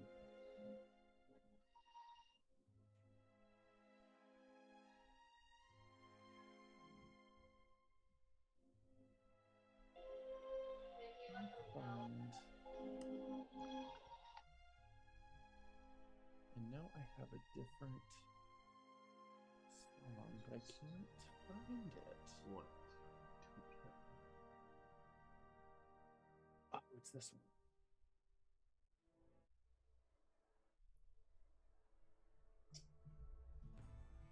Yeah, I like this one.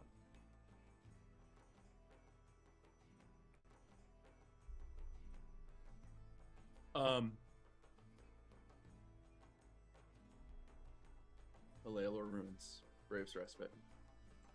Celebration and camaraderie are being shared. Is there anything you guys want to do or talk to people about, or are you up for tagging along with the Noras to get a quick mission in? Yeah. Nora's. Mission. Just over the course of yesterday and today, I would have needed 4 total hours. I've already reattuned to Smith's Companions, but I will remake Moby 4 now. I don't know. Moby 4, he is slightly adjusted with slightly longer wings. Still same little bobble thing. Actually, no. Let's just say I have a companion. It's still a little ball attached to my hip. Okay. Sounds good. When you guys are about to leave, Jokel will also pull you aside, Roulette, and just hey Red, when you guys came back and you helped evacuate everyone, I know I didn't get a chance to say hey. I was busy burying the matriarch at her one of her favorite spots, that big tree in the middle of the arbor lock. But anyway, I heard rumor that you had made some contraption that was following you around. Just didn't I noticed it wasn't walking around with you. If you need any of my stuff, I've got a bunch of scrap metal just out back and to the left of the ruins. If you need it, it's all yours. Anyway, you guys get to whatever you need to with the Noras, but I appreciate that, Joe Kill. I plundered a little bit already, but I'll make sure to keep tabs of whatever I take and make sure you're properly recompensed. But I appreciate don't worry that. about Thank it. You. Thank you, Joe Kill. It's on the house from my old assistant, though I somehow suspect there's more I can learn from you right now than the other way around. We'll figure it out, Joe Kill. Thank you so much. Speaking of which, I might have something. I'm gonna hang back here. I almost was interested in helping you guys out, but I think I need to take a beat after recent events. I'm gonna hang back, and I think I'm gonna dip away from the celebration here and work on something for Toby. I thought you might be able to give something to him, if that's all right. When you're back, we'll talk. Oh, of course. Don't go wandering too far, though. Of course, yeah. I'll just be right around the corner. But yeah, you take your time. Sounds good. All right, Jerry, we ready to head out? You guys ready? Try and keep up. Oh, I'm ready. All right, let's get out of here. What manner of massive weapon was Crumbs able to acquire, if at all? He is currently using Jokel's, I forget if it's a great axe or battle axe, but the 2d6 axe.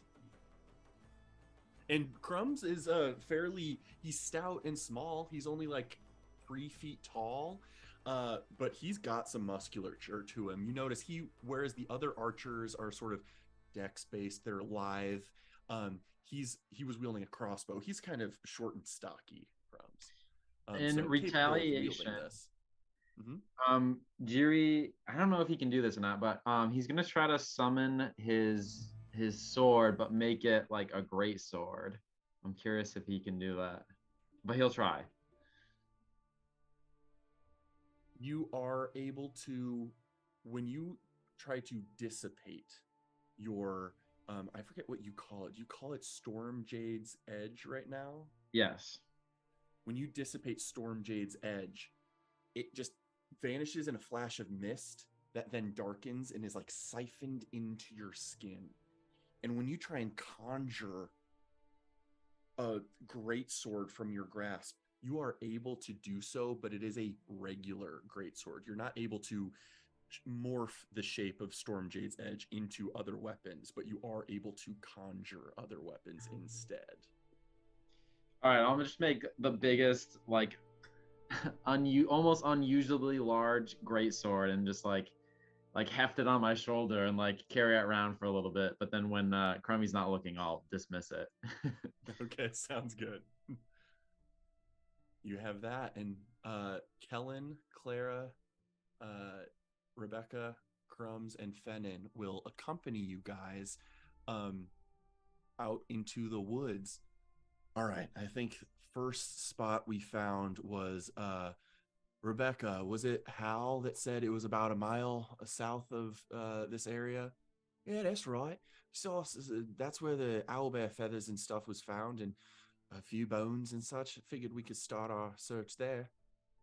And you guys begin to head southward. And I'll move us to this screen just for vibes. It's quite chilly outside, and the leaves are definitely falling from the trees, but there is still coloration. They're not all bare yet. As well as some of the trees are somewhat deciduous in this forest and retain their leaves. But you guys are able to, the 10 of you, all march southward until you get to a scene of some carnage. All right, this is where I can see for myself that they didn't speak false. That's quite a grisly scene there. And you guys can certainly walk up and investigate this area, but it definitely seems like scraps of a carcass are left behind. There's blood scattered across some vines and leaves in the vicinity. There are a few thick bones that seemingly have been snapped, as well as an assortment of feathers. This definitely was unquestionably an owl bear that was killed by a predator or predators worthy of taking down a beast that size. Hmm. What kind of weapon is Fenton holding? Fenton has a short bow. I believe in you guys' journey with her from Mithindil, she had a staff with her, like a simple quarter staff for much of that journey. But she has a short bow slung over her shoulder. One of the Noras had given it to her. Looks in decent shape. And as a matter of fact, Fenton has a short bow. Clara, a human woman, has a short bow. Crumbs has a crossbow and great axe. Who else? Rebecca has her long bow. And then Kellen has a short bow and 2 long swords. So mostly archer capabilities with some mixture in there. Toby will start looking around the area, looking for scuttles of footprints, to try and figure it out if this was something bigger than an owlbear that overpowered it, or something small and quick that maybe got a lot of jabs in to take it down. Okay, go ahead and roll a survival check. What are the rest of you doing? Whether it's simple conversation, hanging back, letting other people do their thing, or active things you want to be doing. I'll assist Toby Rama. Okay. Either you can roll yourself to assist, or you can grant Toby advantage. Your call. I'll grant Toby advantage. Nice. Okay.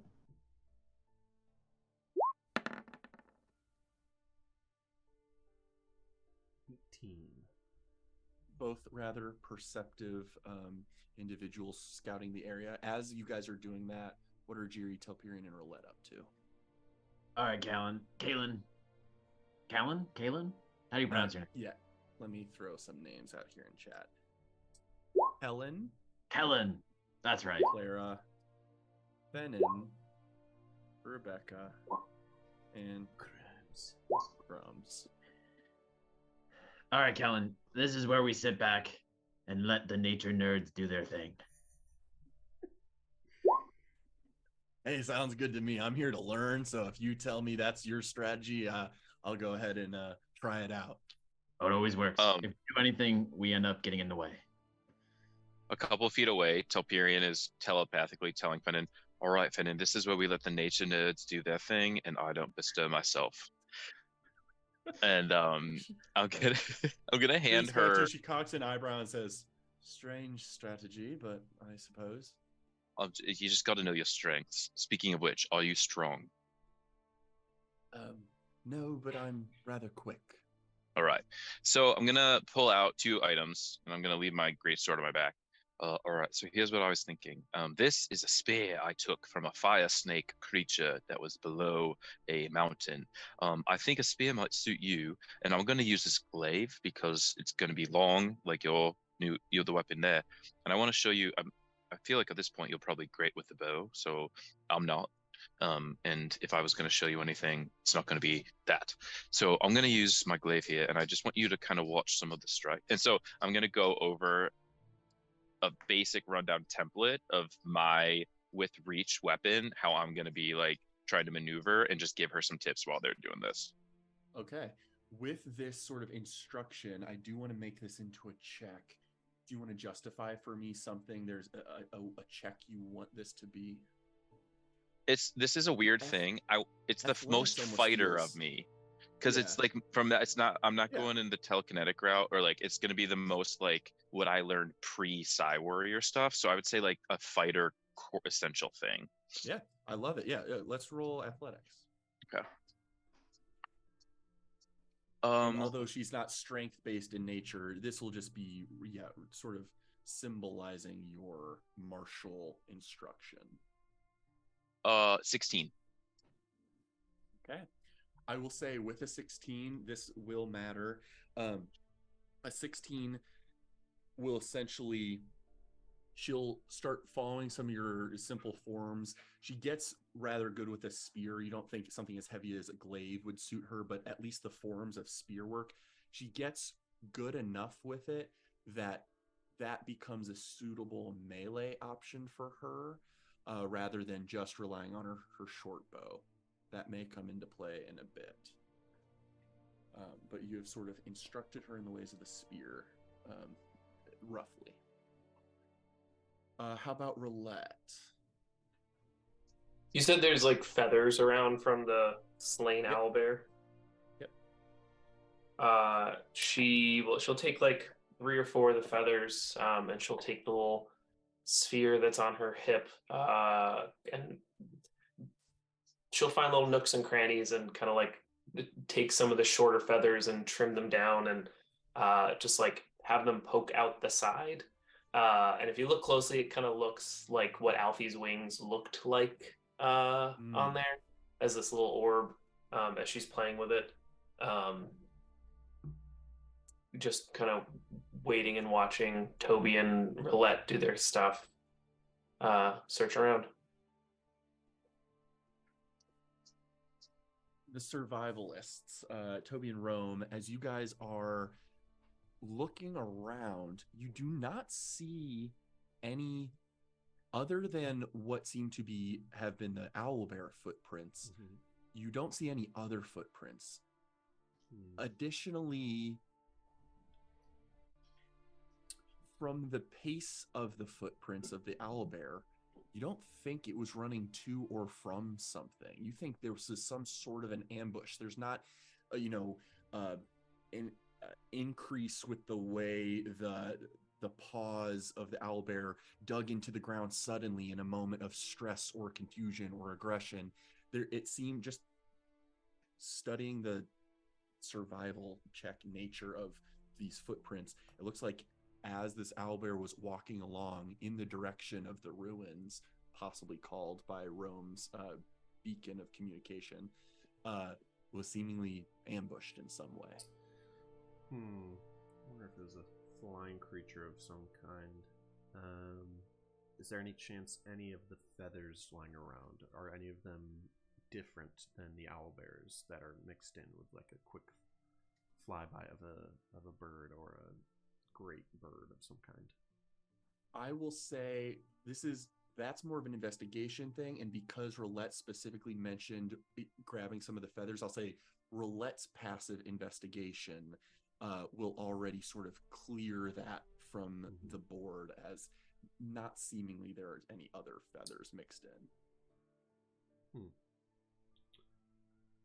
Yeah, there's no other footprints around here other than the owlbears, so something not walking or running just snuck up on this owlbear.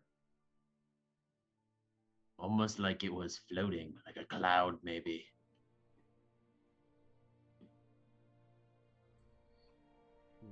Well, here, let me a way of tracking. So Telperion starts blushing a little bit, and just like he's just getting so self-conscious of these people who are all looking to us as teachers, and then just everything Jiri says. Sure, yeah. Jiri, it probably wasn't a cloud.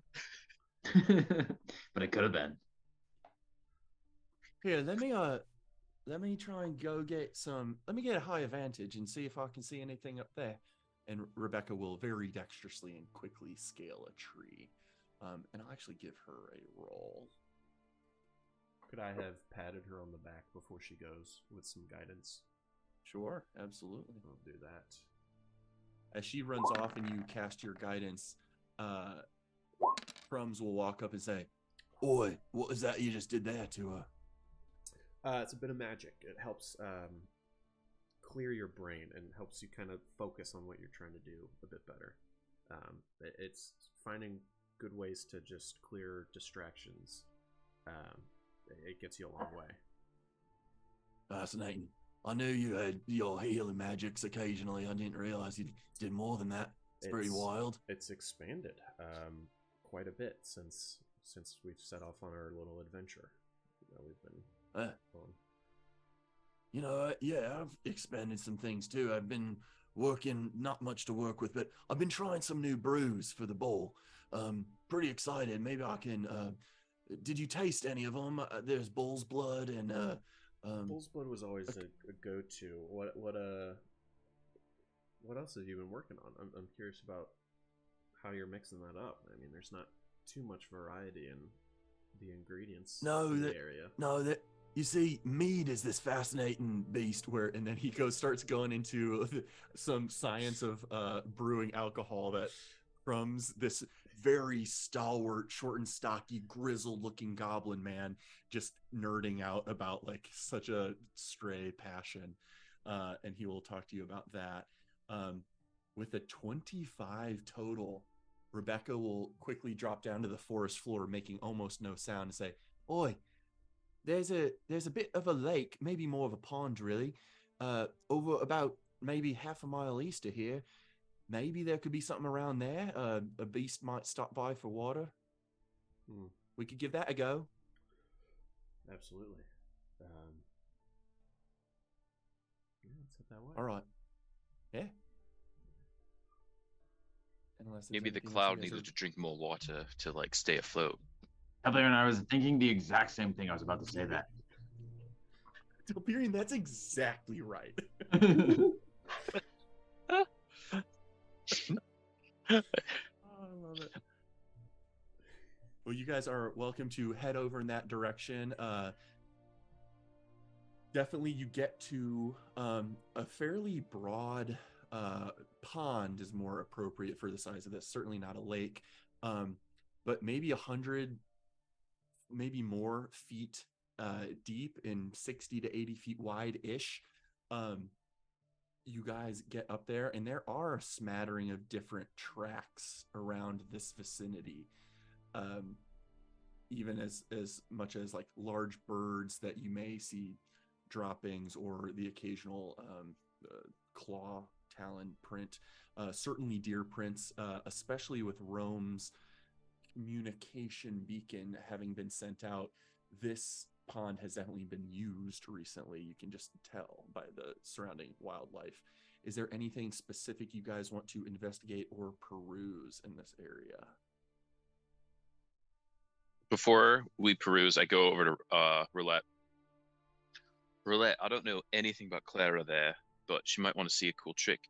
I'm going to show Finnan how to use ranged weapons, so I'm going to use this glaive.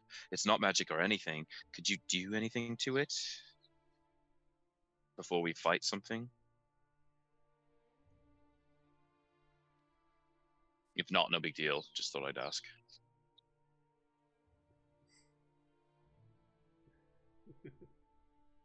Is it just a normal glaive? Yeah. I turn it blue. Fabulous. They will totally see this coming. That's all I need. I turn just the hilt blue. Whoa. Delberian, it's way better now. Good job.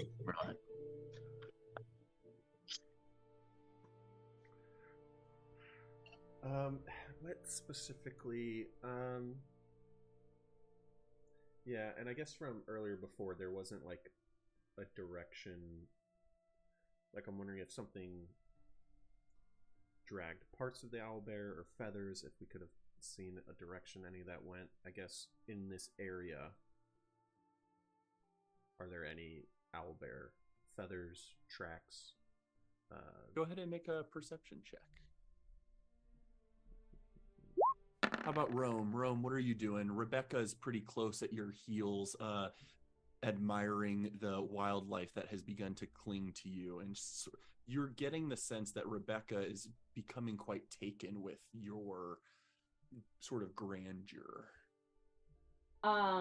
I teach Rebecca how to camouflage herself. So I take like some of the silt from the wet areas and like rub it into her face to like help her to blend in with the surroundings. Stick some like flowers and stuff in her hair. But I'm also wondering, is anything about this seem like unnatural, like not of the forest, like this encounter, or is it like, oh, woodland creature be woodland creature? I'll give you another survival check. Telperion working with Fenin, showing her some glaive stuff, had Roulette enchant your weapon, or enchant it, or imbue it with coloration at least. What's Toby Clara's Rama. deal? Clara has a short bow slung over. She's sort of the most. She and Kellen both are just human mercenaries, just very simple leathers on them. Clara doesn't have the long swords that Kellen also does, but she just a simple long bow, or a short bow rather, and quiver on her.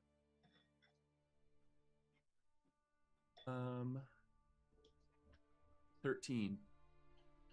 Rome, you're not quite sure if anything feels odd or strange about this landscape. Nothing strikes you immediately as unnatural, especially as you and Rebecca's hands are in the muck, helping to camouflage yourself and work on just, sort of covering yourself in the natural world. Nothing is striking your notice. Okay. Toby Rama, as you are walking along and looking for owlbear feathers, you don't see owlbear feathers, but there is something you notice along the shoreline of this small pond. There looks like just an odd change in the topography, like a shift in the ground, not an active shift that moves, just like a part of the ground that shouldn't be so raised right next to a shore. You're able to walk over to it, and you sort of, by placing your feet on it, it sinks just a bit. There's like give to the ground here. It would seem like something could have been buried underneath. Perhaps. Roulette or Telperion, do we have any shovels? I don't remember, in the quiver or in the bag. I'd love to see what this earth is about. My glaive is kind of the most like a shovel I have. Yeah, let's see what's going on here, and we'll start digging, probably inefficiently. Do I have anything else? You're welcome to start carving out some of the earth. Doesn't between you two, do neither of you have like something that would move earth? No, I can again Rome? just shape stone today.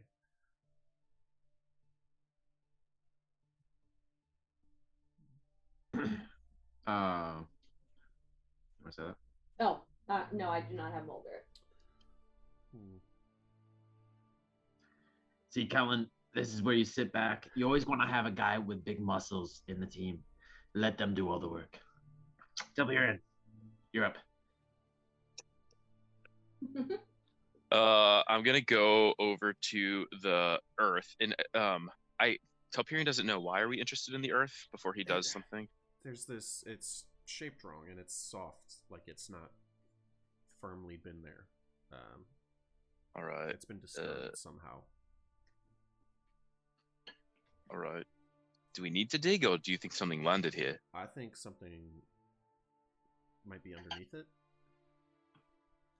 All right. I'm gonna try a telekinetic movement, and I'm just gonna try to do this push of earth, like just scoop and push, and just kind of like almost like a little fountain of dirt in my mind, with all the like targeting the large object-esque rough dirt, and just trying, just gonna see what I can move aside. Okay.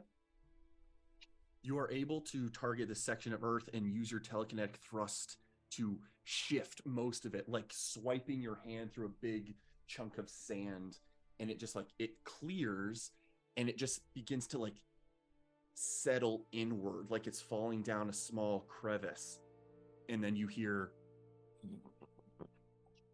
there's a movement to the ground under you, and I need Telperion and Toby Rama to please make a dexterity saving throw. Absolutely. Oh, I rolled a 3. Roll a 8. I'm going to use Indomitable and roll it again. Okay. I rolled an 18 that time. Oh my god, I thought it said 8. 18.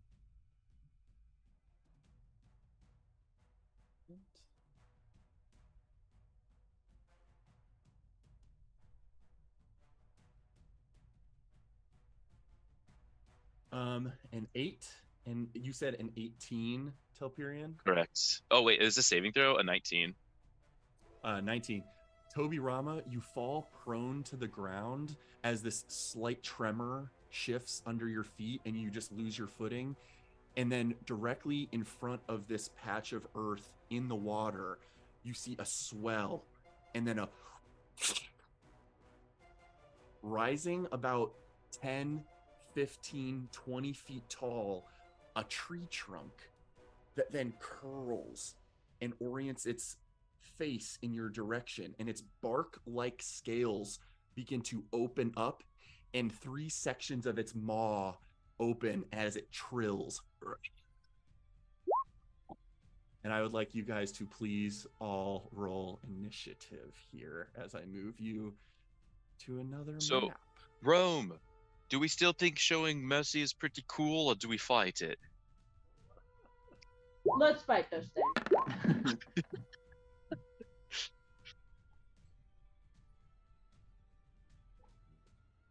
Dude, gnarly. Oh, F. I'm gonna have to do it virtual or on. I don't think I can roll this Whatever you need to do. I Actually, sort of then- oriented you guys on this map roughly where I thought might be based on where you guys said you were.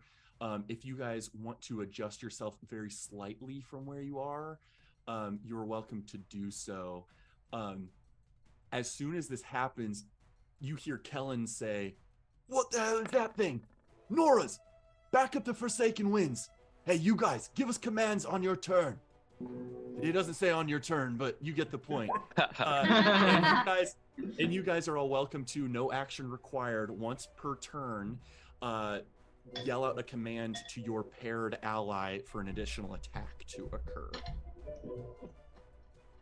And it's in the water. Is that waist high water? It is where it's coming from is probably waist high water, and you can already see some of the water swelling toward it as it has burst from beneath the earth and is now creating a lower center of gravity for water to flow into. And what weapon does Rebecca have specifically? Just that I can Short bow. Okay, short bow. Excellent. All right, let's see here. I think I'm missing someone. Oh, Telperion, what did you say you got on initiative? A 4. Dude, heck yes. Okay. It will start with the woodworm's turn, it looks like. With Toby Rama having fallen directly in front of it, it is immediately going to open its mouth, and it's going to trill first. This high-pitched screech that just assaults your ears and minds and your nervous system. I need, I think, virtually everyone. Yes, everyone to please make a wisdom saving throw. Fail.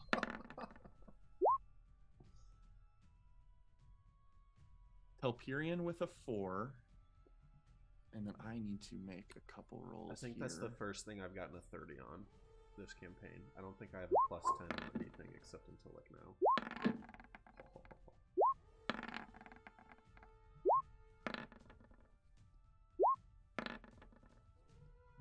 Okay. Success, fail. Success, fail, fail. Rebecca succeeds. Ooh. Helen fails. I'm gonna use my inspiration to reroll 10. Ooh. Okay. Fuck that. Very nice. That'll be a success. Very Holy nicely shit. done. And then Crumbs succeeds, but Fennin and Clara both fail.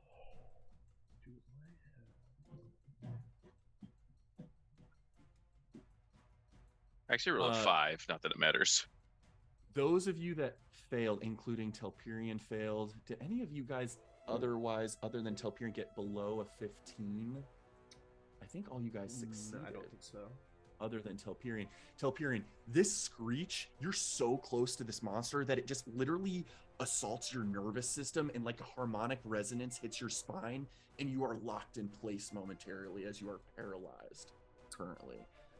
However, due to his falling and this thing's tremor sense, it is going to target Toby Rama first with its bite. So it's multi-tack, allowing it to make shield.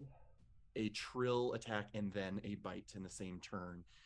It will make a bite against a prone individual, Toby Rama. No way. I will for sure use my reaction to nullify. You see that this crit. thing's whole body lunges downward, its maw in 3 sections. I'll go ahead and blow this up just since it's cool and it's slightly modified from its source material. But its maw just coming down on you, and you just reach up and cause this not to be critically damaging, but will still hit. 27. Let me check something really quickly.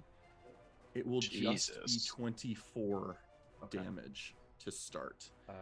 Okay. However, I need you to make another dexterity saving throw, this time with disadvantage because you're prone. Control. Do we notice that it has reach then? You do notice that this thing has reach. An Yes. actually good dex save for me. Is that going to be enough? And yes, actually, it also looks like it did not fully elongate in its 10-foot reach. So you think its reach might be even longer than that.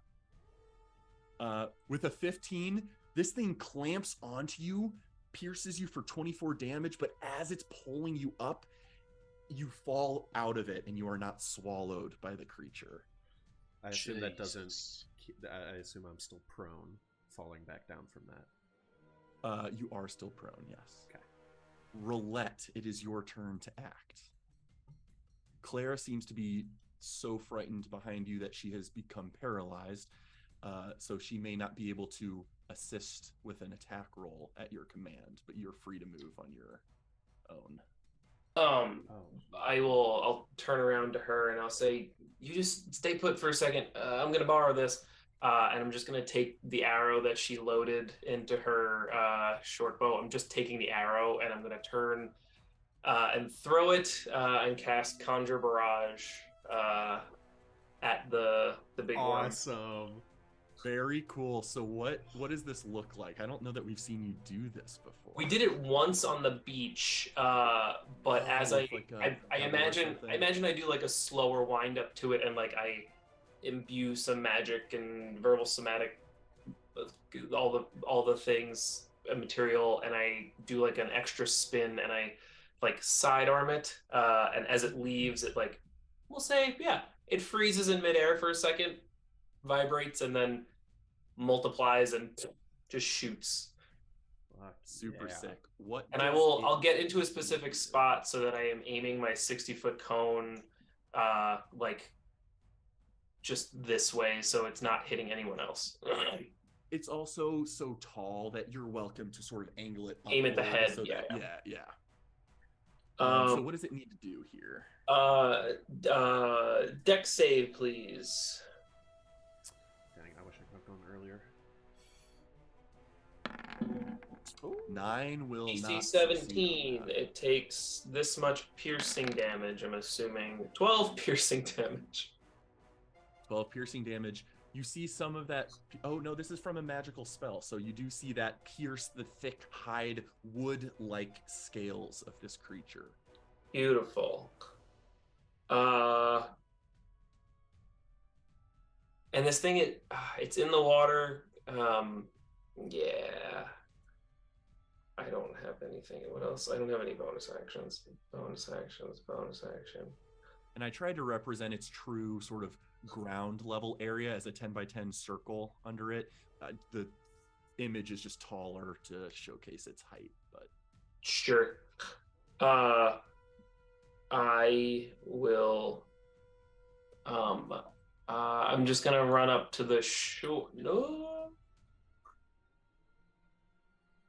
Yeah, I'm just gonna run up to the shore and I'm gonna drop my little companion ball. No, I'm just that's it. I'm not doing anything else. That's my turn. okay. Jiri and Toby tied. Do you guys both have a 14? The same 14, yeah. Do you guys can choose who goes first and second in that case? Rollsies? I would like to go first, but I'm always down for some rollsies. Rollsies. Get up. No! I guess you're going second. All right, Jiri will step in front of Kellen and be like, all right, Kellen, I hope you got your notes ready. Step number 1, you gotta puff yourself up. It'll both make you look cooler and more intimidating. And he will pull his ripcord and get puffy. Although he's paralyzed, Kellen will speak falteringly and just say, that's not wolf assassins. And you will get puffy. They're probably hiding inside this thing. All right, step number 2. You gotta make sure that your enemy knows you're gonna beat it up.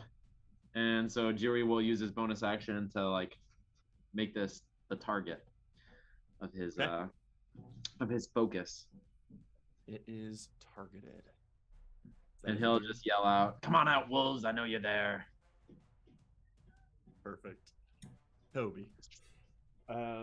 I will stand up with some movement, and first thing I will try to do is cast Bane on this creature. Bane. Okay. Charisma save on it.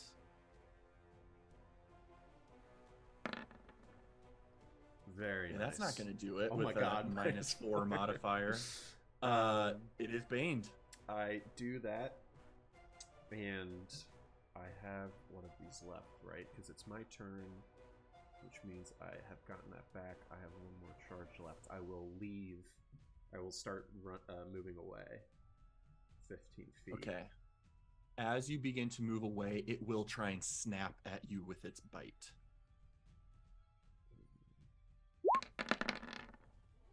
I will use a charge of the ring. Okay. As I become invisible, an illusion of me gets hit. And I'll get close to Crumbs and tell him. Toby, where'd you go? That thing's hide is way too thick. I'm right here next to you. You gotta hit it inside its mouth. Time for the crossbow right now, and I'll have him do a crossbow shot. Okay. And try Go ahead, and I'll let aim for the inside of its mouth. It will be a targeted shot like that. Will be a higher AC, but go ahead and roll a D20 plus 6.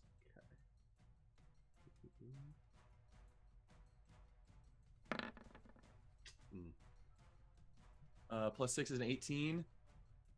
I did that in there. I had the 6 in there. There's a 6 plus 6. Yeah, okay. Okay. So it definitely misses. So he fires, but the thing's head is too mobile and it shifts and it just impacts a wooden plate harmlessly. And then finally I will use my bonus action to harness divine power and get a spell slot back. And that's my turn. Okay. During your turn, Crumbs will move backwards a little bit. Helen could not move. Clara could not move. Okay. Telperion, it is your turn. You are unfortunately paralyzed, and there's very little you can do unless there is anything you can rationalize or justify doing. But at the end of your turn, you are welcome to repeat that saving throw. All right. I rolled a 3. Do you have more Indomitables, or is that a once per day thing? Okay, so unfortunately, you are a resolute, you are not fleeing, you are standing tall in the face of it. It looks like that way, even if you can't physically move. I am sorry. With that being Telperian's turn, it is Rome's turn next. So I am going to whisper to Rebecca, go head up the tree near up the river a bit, and climb up it and perch, and be ready to take aim at this monster with your bow. I won't be able to communicate with you after this, so just continue to send bows in his direction. And I transform into Dinomi. Yes. To engage Holy in shit. hand-to-hand combat with this worm. Oh, hell yeah. Amazing. Rebecca runs up to a nearby tree as suggested and hops up and takes aim. And Rome will become T-Rome. I'm going to leave you on the screen just so that it doesn't fuck with initiative order, but we know you're the T-Rex right now. Okay, you have action polymorphed yourself into this creature. The woodworm, in response to your transformation, you definitely see it like its head tilt and like look at the ground at your feet in a confused look. It doesn't seem to have eyes. It's not regarding you in your form, but it responded to a difference in tremor, ground, tactile response. Any bonus action for Rome? I do not have any available. Okay. With that, go ahead and roll a 1d20 plus 7 for Rebecca's longbow. 1d20.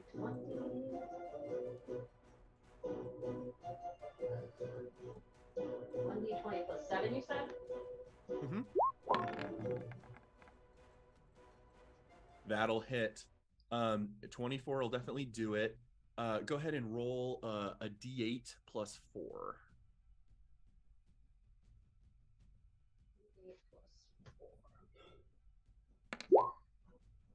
Nice. Ooh. Very nice. You see just between a gap in its plate, an arrow just jams itself into this creature. T-Rex Rome does one of these. Nice. With its stubby arm. Yeah. It is the Woodworm's turn again. Still within its reach conveniently and locked into place where he can't quite escape, it will make an attack against the paralyzed Telperian. I will provide a d4 to subdirect.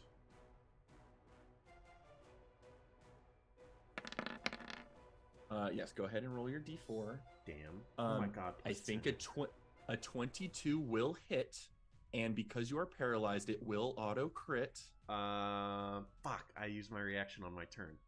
It has been your turn since. Oh, but it was on your turn. I've done yes, two that's reactions true. already. That's true, because the mislead spell. Telperian, I know you were away from your headphones for a second. I don't know if you heard. The woodworm is going to attack you, and although Telperian or Tobirama would love to thwart the crit at you, he unfortunately already used his reaction during his turn. So it is going to hit you for... I'm going to need to roll the damage dice one more time. 2d10 additional.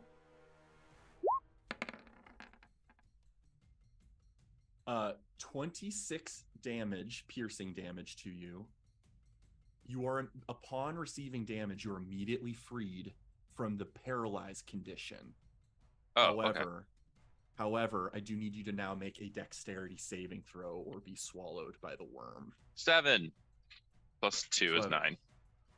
You are picked up and ingested by this worm.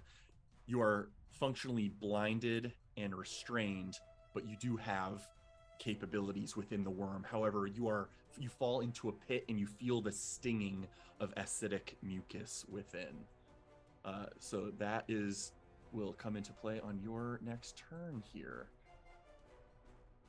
Roulette, it is your turn. You just saw a Telperian get picked up, tossed into the air, and fall into the maw of this thing. Oh, however, I do apologize. It does have a multi-attack, which means bursting from the ground in this location.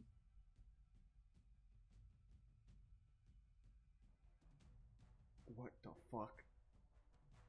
A secondary worm ripples from the ground and bursts up near Roulette and will make a single attack against you.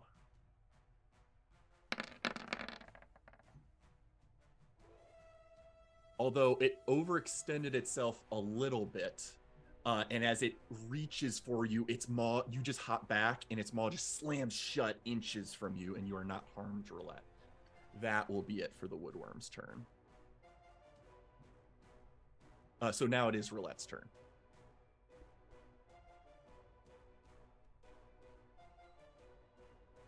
Sorry, I was just making sure. My AC is 17 at the moment, just as a heads up, not the typical 20 because I'm not wielding my shield. Got it. Sure.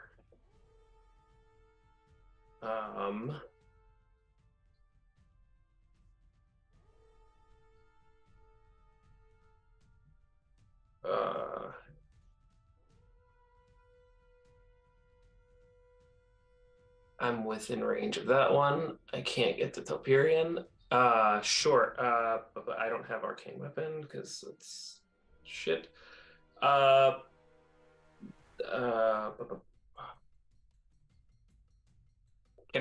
you make a paralyzed save for Carla or whatever her name was, Clara? I absolutely can. From last turn? Yes. Benin also needs one from when her and I had our turn. Perfect. This will be Clara's success. She frees herself from the paralyze. Benin does not quite free herself. Okay, perfect. Wait, who was Clara got fixed? She did. Clara's free, so she responds, sorry about that. I'm ready. Aim for the head. I don't know where it is. And I will take a step forward. Yeah, I'll take a step You are forward. now within 10 feet of it. Yeah. Bonus action. Oh, I don't know if I can do that. Next time you hit a creature with weapon attack. I can do that. Bonus action, branding smite. And then I'm just going to take 2 swings at the thing in front of me. Okay. Go ahead and roll your attacks. A 16. 16. You think your flail's not going to make it, and it just clips one of the scales. You do barely hit. This thing's wooden armor, similar to Barkskin, AC of 16. This. For 9 damage. Got it. Second swing. Another 16. Woo. And 11 damage. And another 11. Scales are flying off of this thing, little chips of wood spraying. With damage having been done to this, Clara's attack will have advantage. As there are brief moments where its hide is a little bit more exposed. So go ahead and roll D20 plus 6. Shoot her!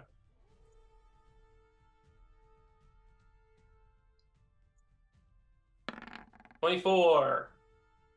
That'll do. Go ahead and roll. She got a short bow, so 1d6 plus 3. 7 piercing. 7 to the creature. It definitely winces with the arrowhead entering its flesh. Anything else from Roulette?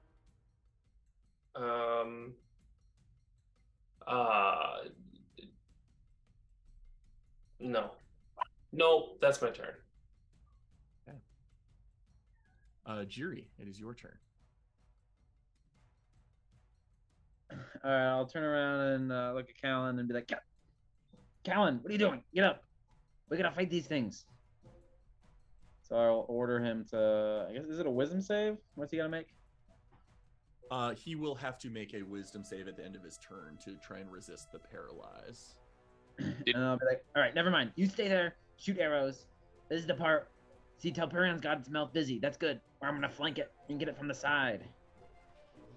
And then I will move to here. And I'm going to kick my boots on as I travel over, I think, these 3 spaces to stand I on think top this of is the water. might be the first time you've used this. Yeah, you see I Jiri run toward the lakefront, and as he's running, he doesn't sink into the water. You see puffs of cloud emanate from his boots as he just steps over the surface of this liquid. And you are welcome to get to that position. Am I flanking it now? You are, because the T-Rex has reach and is therefore a threatening ally on the other side. Sick. And I will attack it twice with my sword. Okay, go ahead and roll with advantage. Hell Wow. yes. Ooh, baby. That'll do. Give me a total for damage on that when you can, and then go ahead and roll your second strike as let well. me see if I can figure it out. So 22, 28, 31, I believe. Okay. I'll trust you on that. 31 damage. A slash just cuts clean through, shears off a couple scales in the wake of your swing, and you just see a spray of blood, viscera, and you see a couple barbs point out from it. And because you are within 5 feet of it and damaged it, you immediately take 3 poison damage, and I need you to make a Constitution saving throw.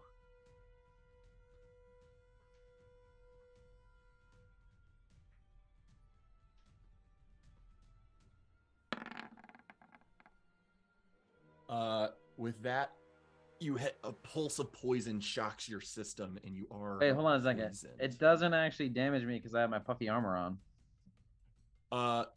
It will still damage you. It'll eat into your temp hit points, but I think we've had this conversation briefly in the past of temps are just extra hit points. It's not like a shield layer. Unfortunately, I think that's cooler, but there's a ton of nuanced ripple effects if we have that conversation. So it's a very complicated situation. So for now, temps are just extra hit points. So you will still be poisoned, but you did carve a heavy strike through it. So for your second strike, disadvantage from the poison will cancel out with the advantage from flanking. So a straight roll for the second swipe. 19 will still do it. Give me a damage total on that. 21. Nice. 21 damage, and with that much damage being done to it, it will immediately gargle up Telperion, Oh, thank goodness. who will drop a little bit. Telperion, can you give me a dexterity saving throw as you are I rolled a 9. regurgitated by this creature? You'll take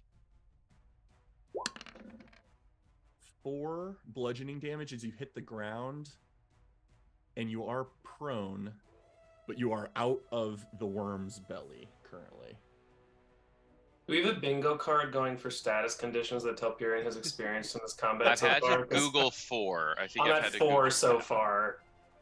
Amazing. So you are out of the belly of the beast on the shoreline. Jiri, with both strikes completed, what are you doing with the rest of your turn? I will say, Telperion, way to keep its mouth busy. Kellen, take note. That's exactly how you do it. And then I will punch it with my cloud fists. Okay. Still straight rolls for each of those punches. Cut. That 15. one will impact harmlessly against a thick wood-like plate of scale. Dang. However, that one will just sort of slip right in between the gap of 2 scales and hit it successfully for, looks like, 12? Yes, 12 damage. Oh, perfect.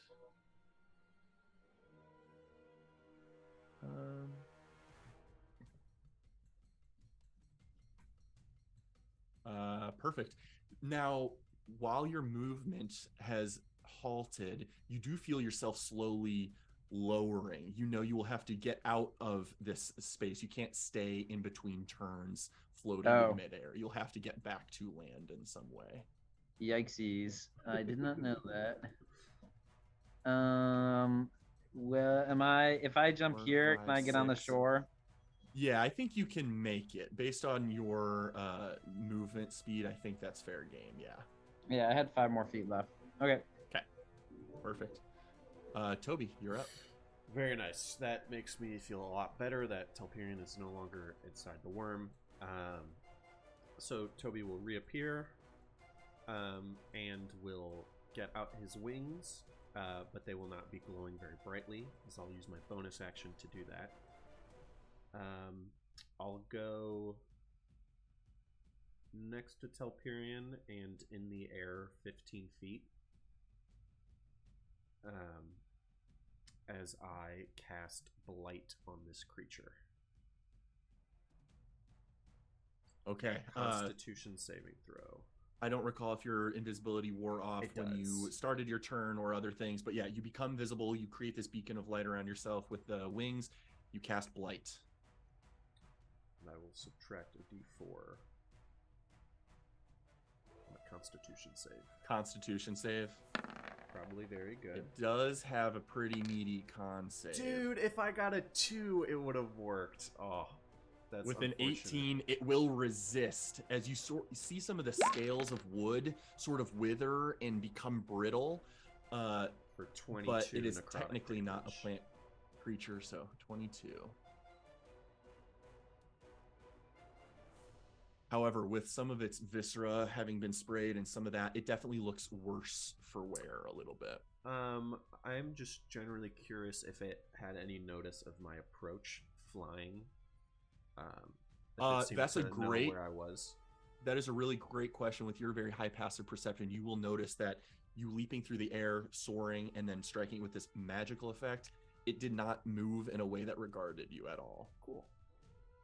That will hopefully be good for keeping Bane on it, and that's my turn. With that, Telperion, you are up. It's been a traumatic couple seconds for you, but you are out. You are in front of it. You are on the ground, but what the fuck just happened? And then I look at Fennin, see her. Oh, she's paralyzed, right? She is currently paralyzed, yes. And I say, all right, Fennin. I yell, Fennin, I would have used I gotta fucking obliterate this thing, so I'm gonna use a sword, because that's what you use a sword to do. And I'm gonna give myself a bonus action flight speed. And then doubling my 30 to 60. And I don't know how high. I want to get on the head of it. How high is that? It's about 20 feet up, but you are welcome with your fly speed to fairly easily get up. Okay. If you want to land on it, that might be. No, I don't want to land on it. But, I want to get mouth level with it, and I just want to carve into its gums, like Joker style, with my greatsword. Okay.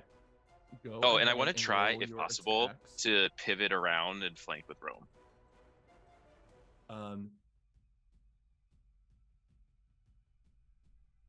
You're not going to be able to attack its mouth and flank. All right. I'll just go for neck then, and I'll be lower and just hitting it there. So, that's totally fair game. So that'll be flanking. Yeah, that side. Okay. 23. 23 definitely hits. Go ahead and roll damage. I haven't rolled damage in a long time. How many d6s? 2d6s. I'm gonna not psionic strike yet, so just 2d6s right now. Rerolling a 1. 6 and a 5 is 11. Plus 6 is 17. 17 total damage with that slash.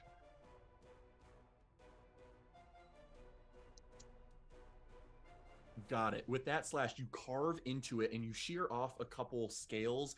However, as soon as one of them pops off, this barb just instinctively sticks back out and does damage you a bit, having done melee damage near it. With its venomous barbs dealing 3 poison damage to you. And I need you to make a Constitution save. like 23. Okay, yeah. So you resist. You feel like a shock to your system momentarily, but you grit your way through it, and you are not poisoned. All right, second swing at its throat. Okay, go ahead and roll with advantage again. 21. Definitely hits. We're rolling a 2, 6, 7, 12. 12 damage. Got it. And then I'm going to action surge and strike and 2 more times. You have succeeded on the poison, so you don't need to make the poison save again, but you will still take another 1 poison damage from the barb. All right, and then I'm going to action surge and swing 2 more times at this opening in its throat that I've made. Okay, perfect. Go ahead and roll. 27. Definitely hits. I'm going to psionic. 4 poison. Oh, actually, no psionic in this one. Psionic in the last. Rerolling a 2. 12 plus 5 is 17. 17 damage. All right, last swing. Got it. You definitely hear with these sword strikes, while you're mid-air, still flying currently, you just hear this shriek from it. It is in traumatic pain. Perfect. That's where I want it. Last one, 28. So close to a crit. 28 to hit. I'm going to psionic surge on this one. Okay. Rerolling a 2. Got another 2. Dropping the 8 in. Okay, so D4. So 4 plus 3 is 7. So 7 force damage. And then 14 slashing. Okay. 14 and 7 for a total of 21. Okay. Definitely. And a final D6 of poison. Another 6 poison. And then strength save from it, please. Yes. Let me check something.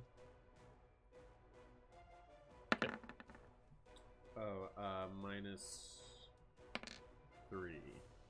So a 12, which It is- would do what? Oh, knock it. Oh, I know what I want to do. I'm not doing prone. I want to knock it into the shore off the water by moving it horizontally 15 feet. You blast its head with this concussive force of force damage, and you see its head just like an inflatable thing at the freaking car dealership just goes that way. But it is deeply entrenched in the earth, and its base cannot be moved. And so you just see it slowly rise back up from the thing. Damage successful, but unable to be moved or knocked prone. Ben, wham, Ben. And then I'm going to fly away and take it.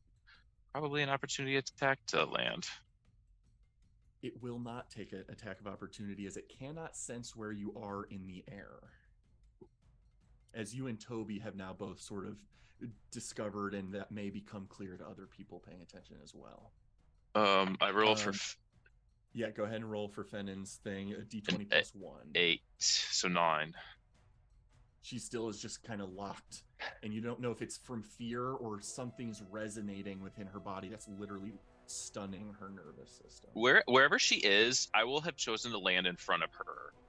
Okay. Oh, I think you've got... Well, she's out of the way. Never mind. Yeah, she might be a little too far, but... Yeah. But Rome, it is your turn.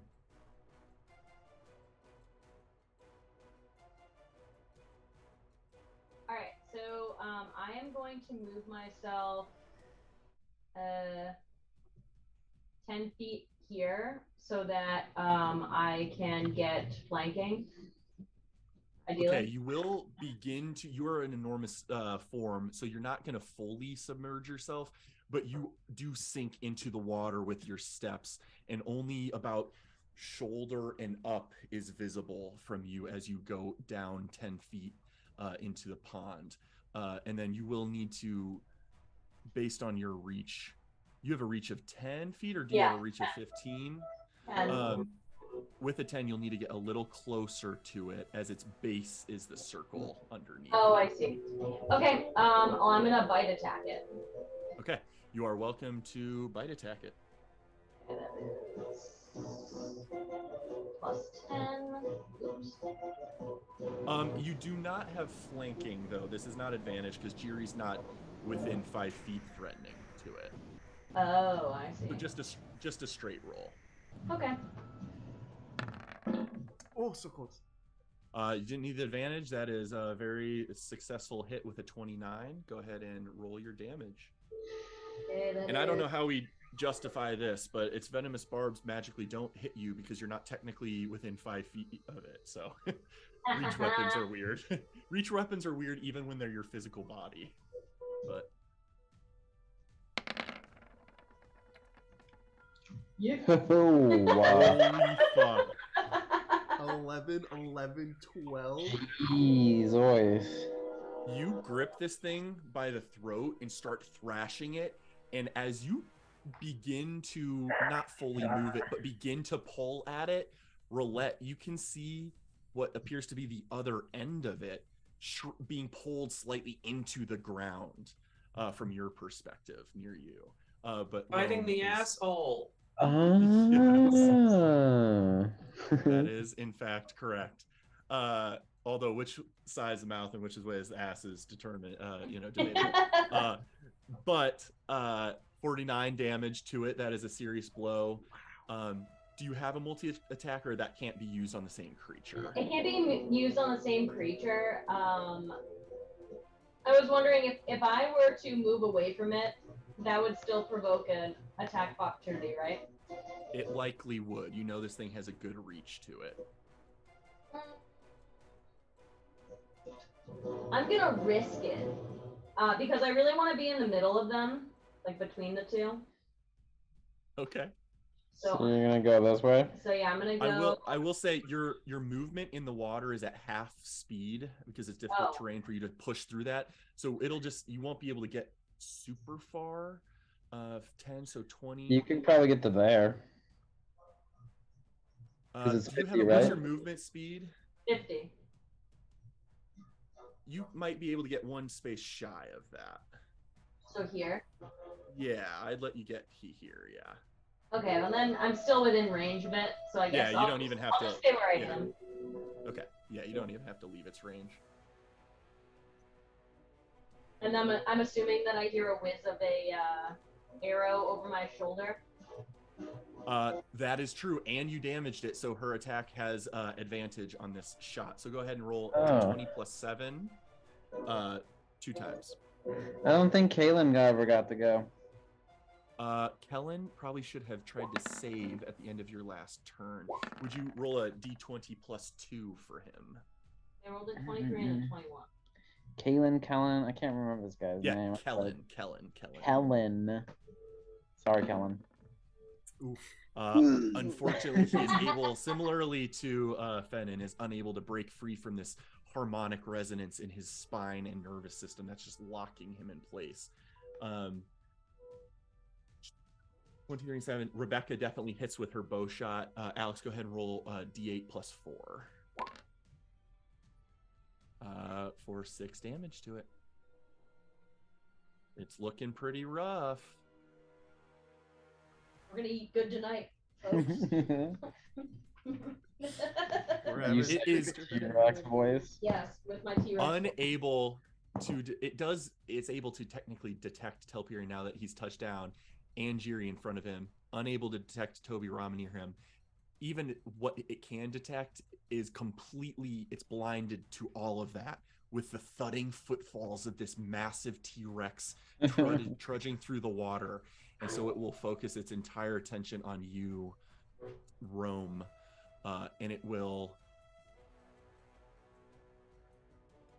Yeah, it's gonna try that. Oh no. Oh no. You're big. You can survive. Bring it it. will move, Bring it, worm. pulling itself completely underwater. You do get an attack of opportunity if you would like. Yeah, I want to attack this thing with my It is tail. pulling its whole body underneath the water back into its hidey hole. And as it leaves your range, you're welcome to swipe at it. Can I bite again? You're welcome to use whatever attack option you want. Okay, yeah, I will be biting him. Oh.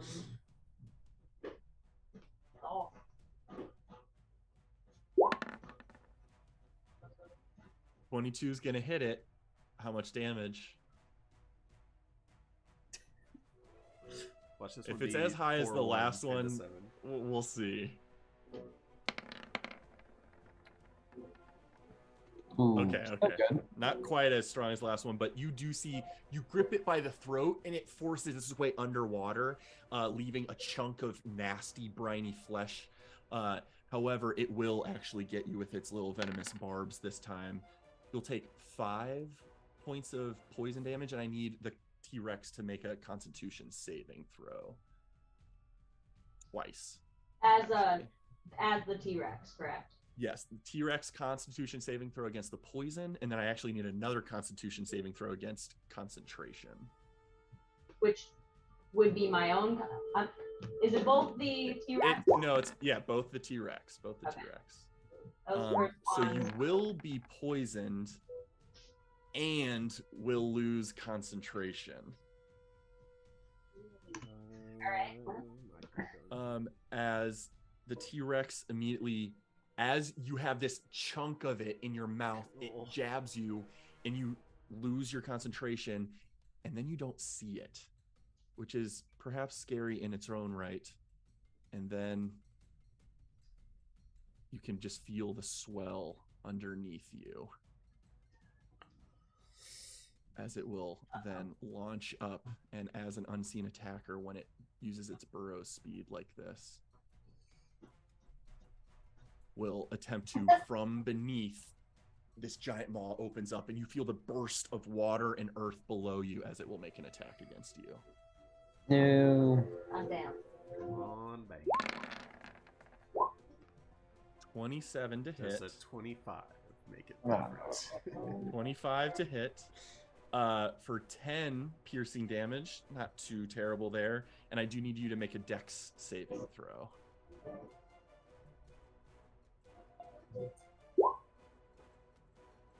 You just escape this thing's maw, meeting the DC, meets it, beats it.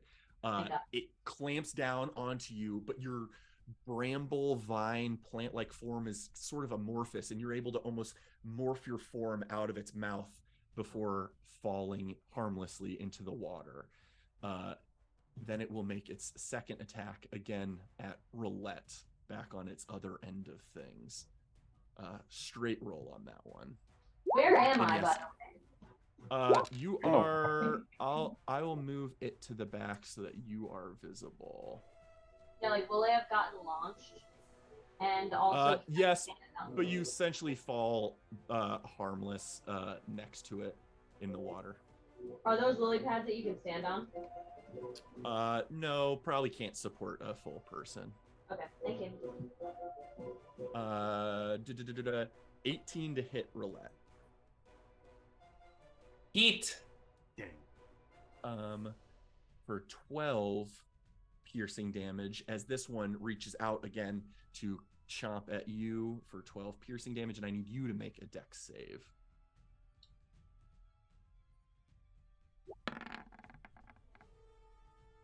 $18. And similarly, you are chomped on it, but some of your armor and otherwise you're able to push it off. You are at least escaped, fairly scraped up from the gnashing teeth, but not swallowed. That will be its turn. It cannot do anything else. You are up, Roulette.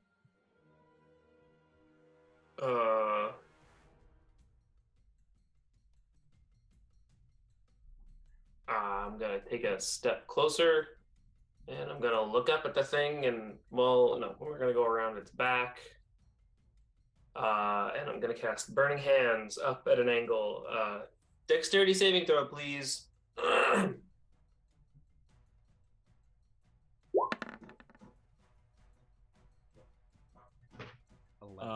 11's gonna fail. Yes, DC 16, and it takes this much fire damage. 8 fire damage. Go ahead and roll a d4 for me. Sure. Ooh. You see although it is not, it's damaged certainly by the fire, but its wood plate scaling seems to sort of ignite and wisp away at the contact of fire, and you have reduced its AC, this head's AC, by 2. Ooh. So it is a head, not a butt. There's 2 heads and 2 butts. It can be both. If we're getting so it's- technical about it. It's shaped like an X. I have no other things to do. Lady friend, shoot! And I will Advantage D20 plus 6. 20 plus 6. You injured it and made its AC Oh, lower. at advantage. Yes. Although that will already hit because you reduced its AC from 16 to 14. So just hits because of your efforts on that turn. Go ahead and roll a D6 plus 3. Oops. 7 piercing. Let's make worm meat of this thing, Roulette. Okay. It is, that side screams in pain. This side looks way less worse for wear. This side looks heavily wounded, leaking all sorts of bodily fluids, but this thing still reacts in deep pain from your attacks, Roulette, and Claire's shot. If that's it for Roulette, we'll go to That is Jiri. my turn. All right, Jiri, you're up. Alright, I'll yell to Callan. What are you doing? Caitlin, get up. Come on. We gotta fight this thing. Shoot an arrow at it. And I will run over here across the water with my boots. Get on the opposite side of it as Rome and try to smack it. Okay. I am going to say this is not going to be flanking since Rome is prone, floating in the water just after falling. So she's not exactly a threatening melee attacker in this current moment. But you definitely can make both of your attack rolls, just not advantage. That one will miss. However, 6 damage. arcs of lightning just shoot up and climb through its scales, and it still winces in pain. 6 damage.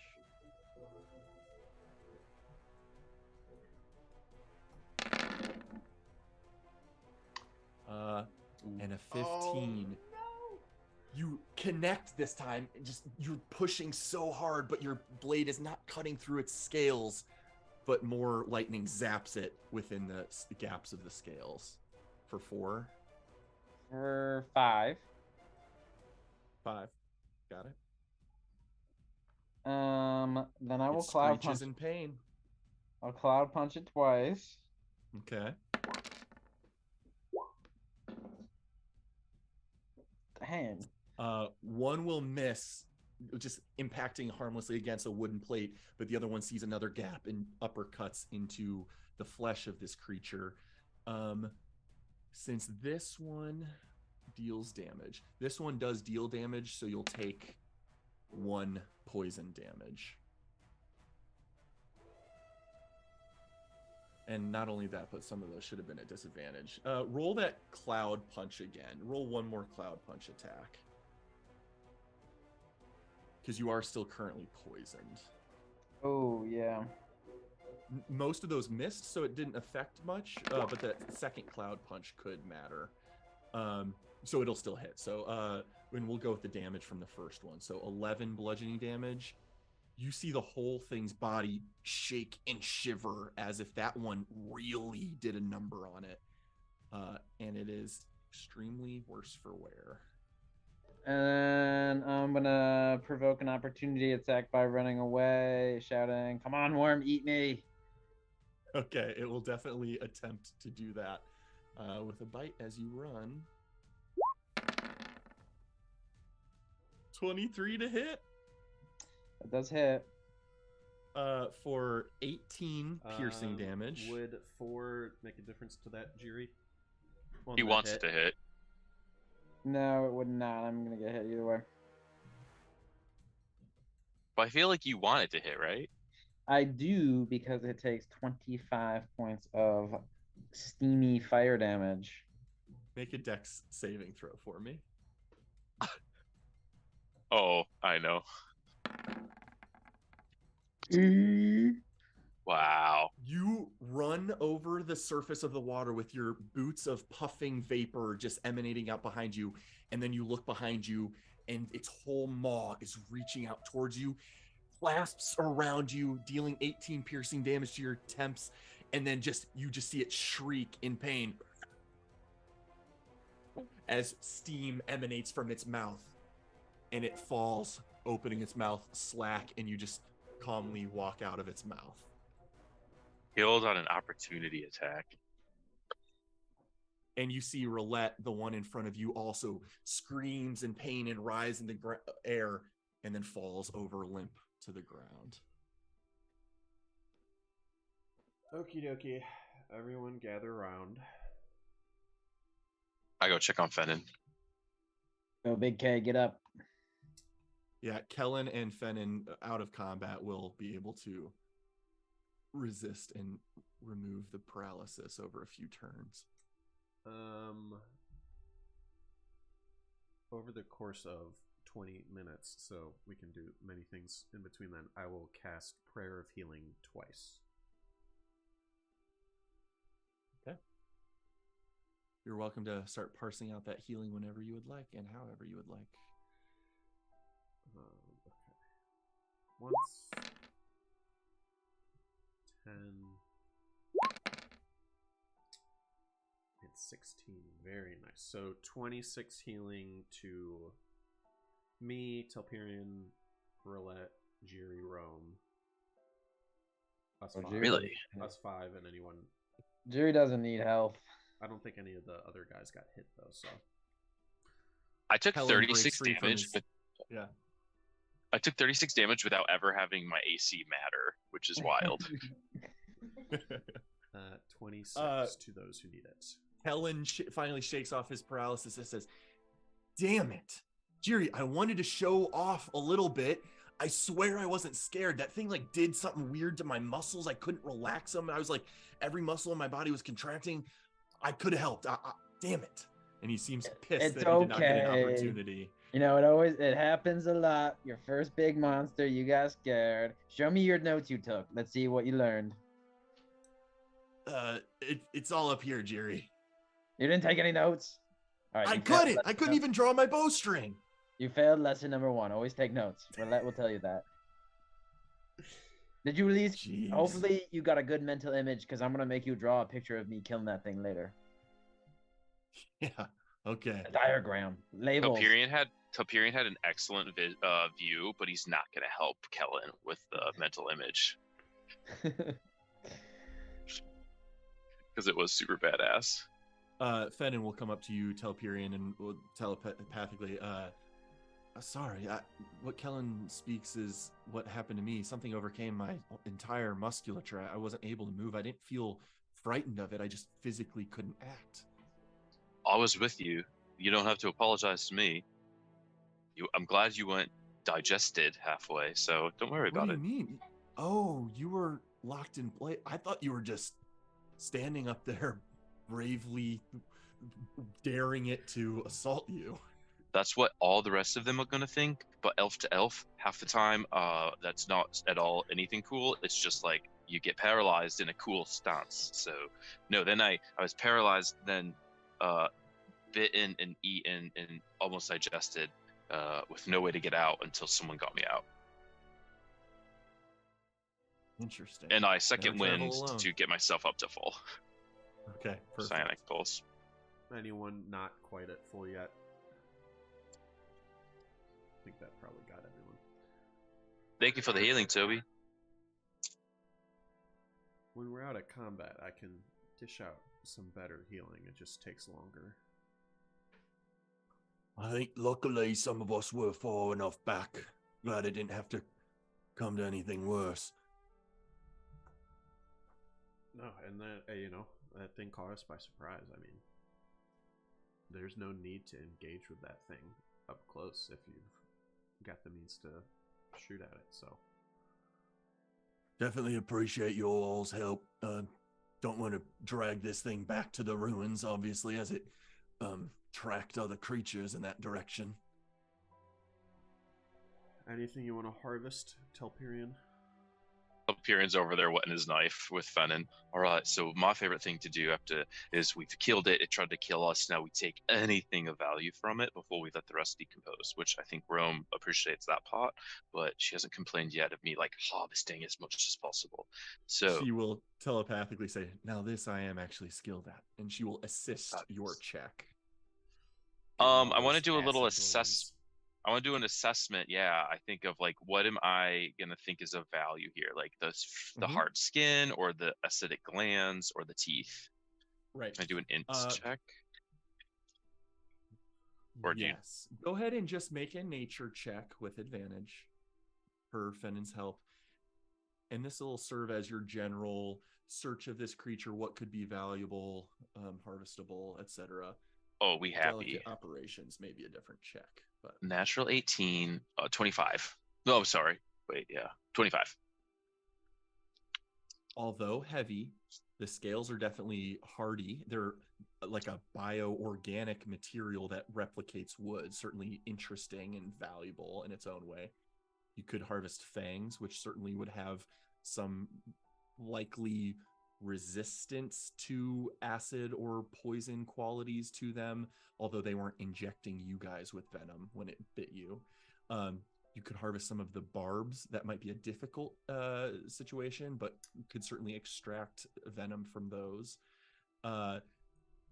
If you're bold, there's about 60 feet long here, or 80 feet long of internals that you could go searching through. It likely has ingested lots of creatures, people, things inside it, and the organs of it could certainly be useful. I was spending 20 minutes healing you guys, so...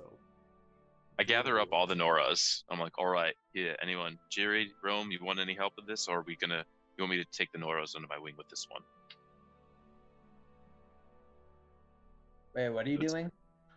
Telperion's going like this. He's like, all right, we're gonna carve. Okay, so I'm gonna go in, I'm gonna take my glaive here, and I'm gonna take my magic thing, and I'm gonna scrape his guts open. We're gonna see what's valuable in there. I think let's ignore the acidy fangs. I don't think that's gonna help us that much, but we could pull off some of this, and we can, like, the Noros could make some armor with it, so they'd be more hardy.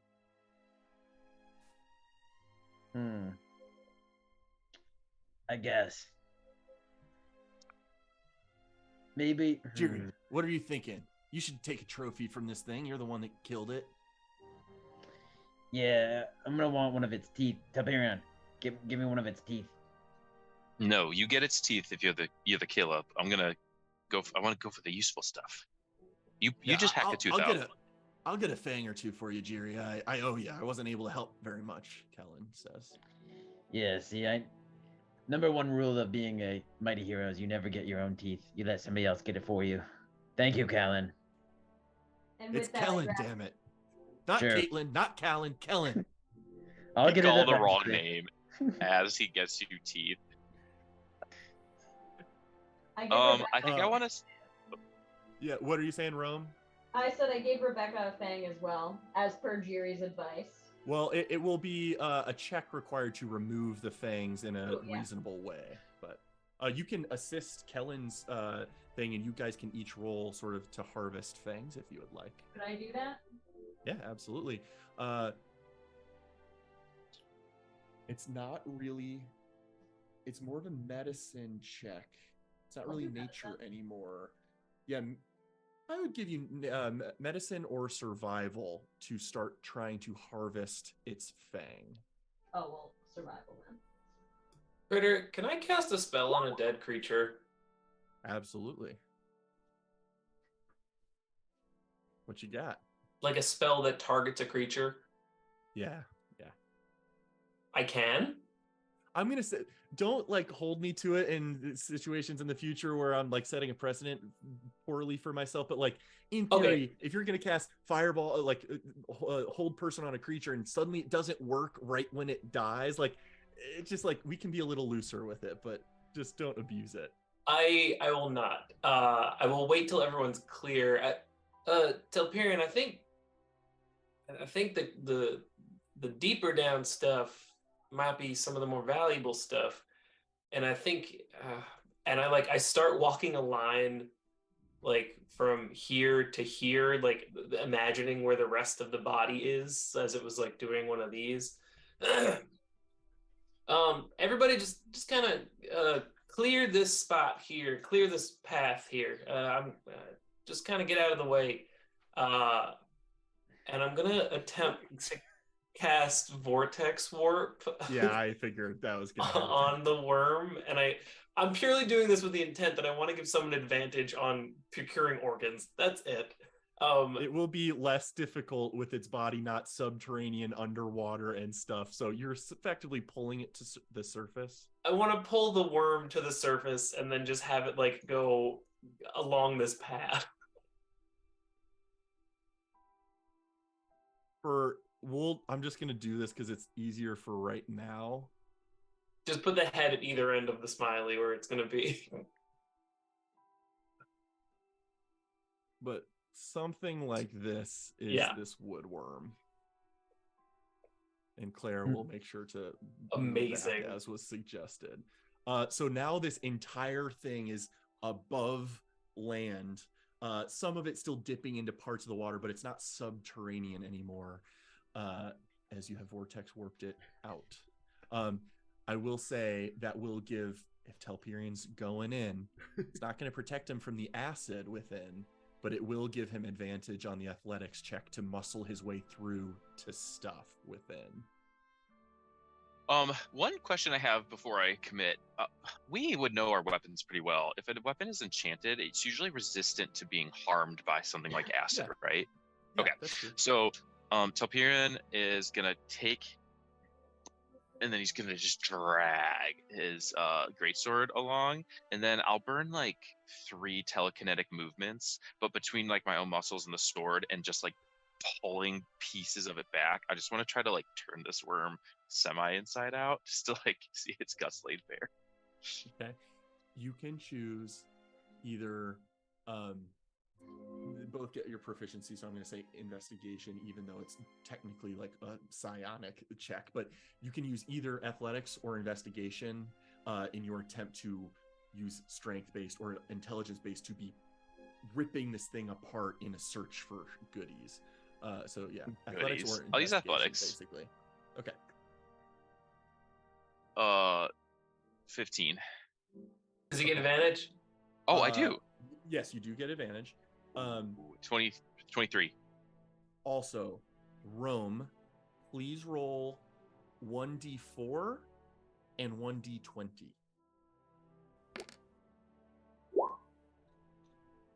You are able to, with Kellen's assistance, also able to recover 3 large, in good shape fangs, as well as 11 wooden scales. And now each of these scales is substantial, where each scale could functionally be fashioned into a breastplate.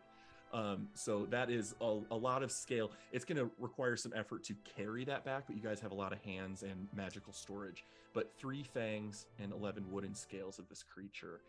23 athletics. Telperian, you bisect this worm and just start ripping apart, both out of musculature and psionics, shredding this thing like spaghetti, or like you're peeling like spaghetti squash or something. And you are able to go ahead and roll 1 D100.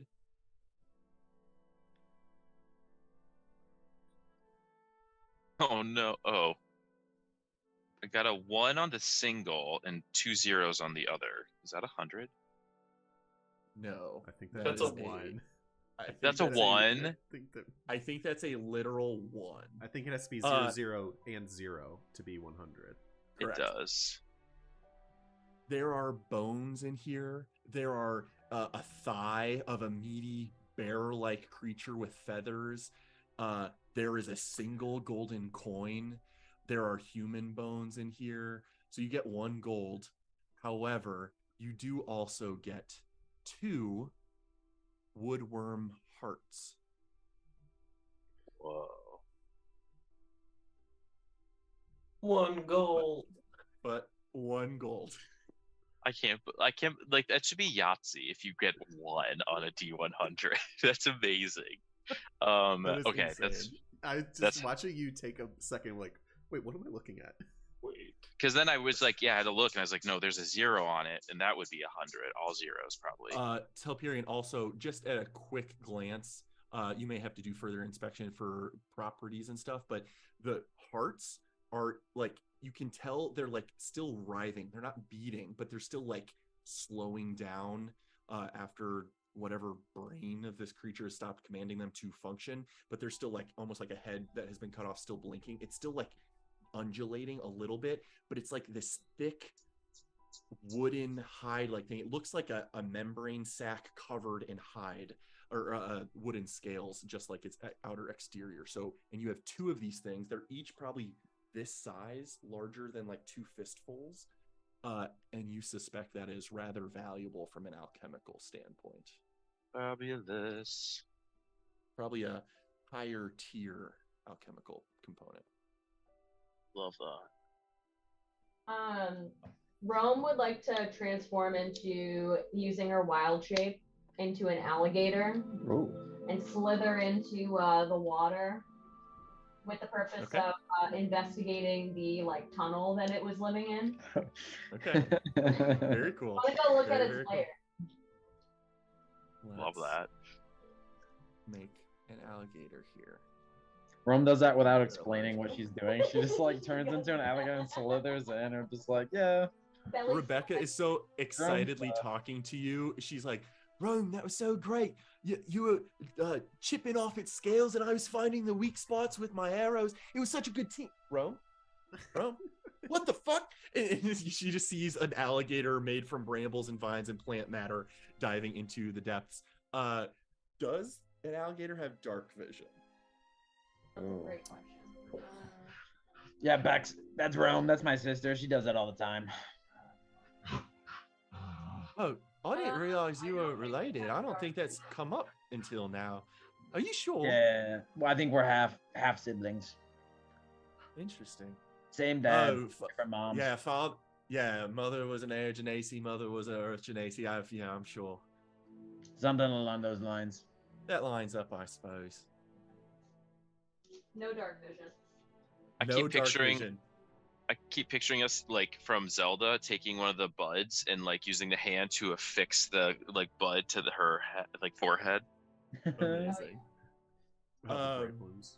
Rome, without dark vision, you're able to hold your breath to investigate this. However, go ahead and make an investigation check with disadvantage. Oh, you could have gotten the torch. Toby, where's that torch you got? Telperion keeps that always lit torch. Oh, Doesn't it not go out with water? That thing was absolutely destroyed somehow. I just don't remember. It was destroyed.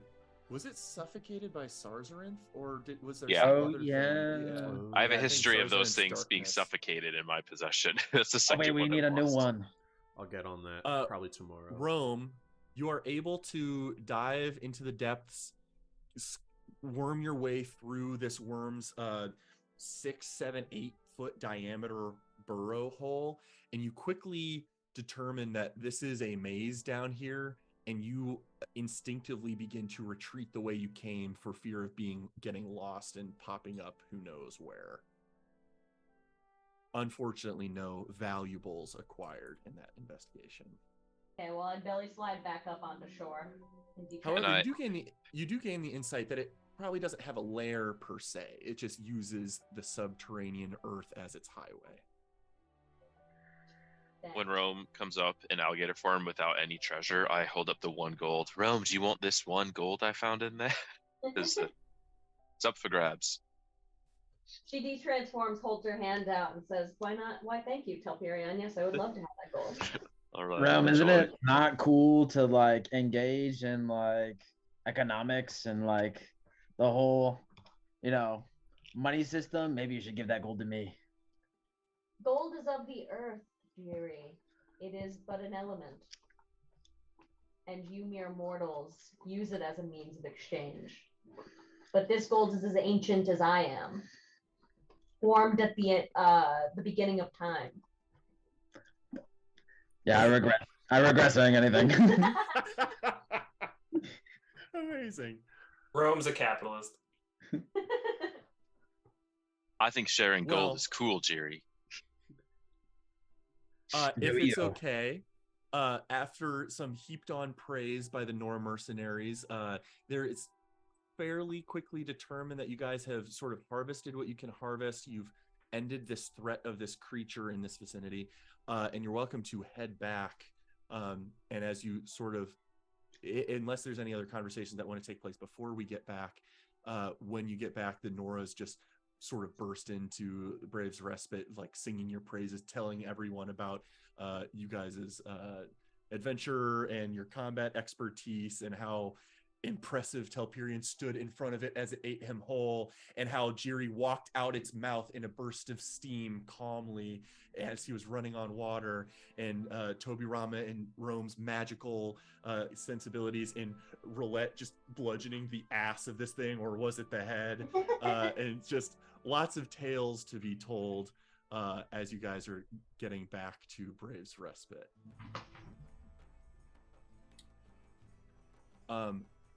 Additionally, when you guys return, Jokel will pull you aside, Roulette, and say, "Hey, Red, while you guys were gone, I ended up figuring something out. I'd like you to give this to Toby. I think it might mean more coming from you rather than me, but I just wanted to help in some small way. I'm sure he's taken Raya's loss pretty hard, but looks to me like he's helped out quite a few people here. Not just the whole town, but the specific individuals like me that he destatuified. Anyway, here," and hands you a long, thin wooden box. Oh, you mind if I tell him who it's from, or is this? We'll just say it's from You can- Braves Respite or something. You know what? I actually made it from the remains of Gallus's axe, Oh, which we found embedded on his grave in one of our runs at Forest Hollow. You'll never believe it, but there was something special about that axe. It seemed to like hum when I picked it up, and every time I swung it, it would just like, it had this momentum to it. I don't know how it got like that, but I was able to smelt it down and repurpose it a bit. So just say it was from Gallus. A final gift. Jokel, if you had to state your alignment in life, what would? I'll say it's from Gallus or found and passed on or something like that. All right, that sounds good. Thanks, Red. It's good to see you again. How big is this? It's like a 1.5 foot long, thin wooden box. Interesting. Cool. I'll put it in the bag and never see it again. Fair enough. I will go track down Toby at some point. Hey, don't forget to grab some more ale and wine and mead. They broke out all the good stuff today. Oh, good stuff. What good stuff? Forest Hollow never had good stuff. I will. You Go said it, track. not me, as he walks away. I will go track down Toby. Who is tracking down you? Oh, And- I I was just looking for you. yeah. I was gonna grab everybody and kind of get a little chat going, just about the moot stuff and see what plans are for the future. So I wanted to well, find you and have a little chat. But I think we got time for that another day or so, I think. But I wanted to give this to you, pass this along to you. We've lost a few people, but I think one thing to remember is that we are still here and we're still fighting. And even though, I'm not the spiritual one of the group, probably you or Telperion or someone else. I'm the science lady. But even though they are gone, aspects of them are still here with us, and I think that they'll help us fight with whatever we need to do. This is another piece of Gallus's memory that was made especially for you. We'll say it's from Braves Respite, not Force Hollow, but from Braves Respite, and I'll hand him the box. Very, very tender and solemn all of a sudden. Does it seem like it big opens up, or is it like a one end that it opens? No, you think there's a latch right on the front that you think it just like... I open it. Roulette will be peeking over.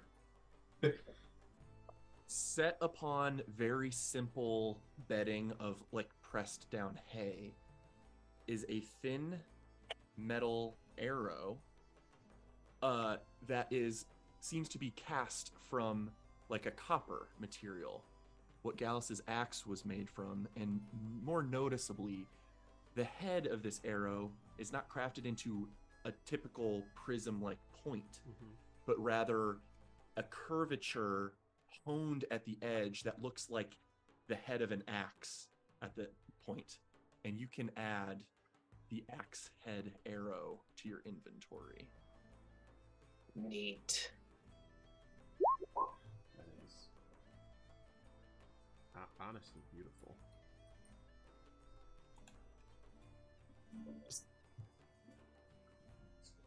I was thinking about it, Mike. Don't worry. Wait, am I muted? You were muted. You were. But and then I just picture Roulette being like, and then she just like does a little identify real quick over his shoulder. Yeah, which you're welcome to do, honestly.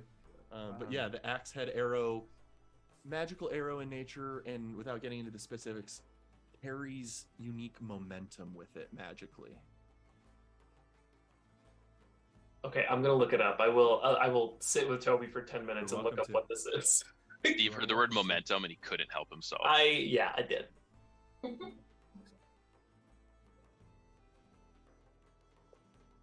Wow. Well, Toby, what do you say we get a drink? Grab the others and a few ales. Toby will very gingerly place the arrow in the tethervine quiver where the ice arrows are.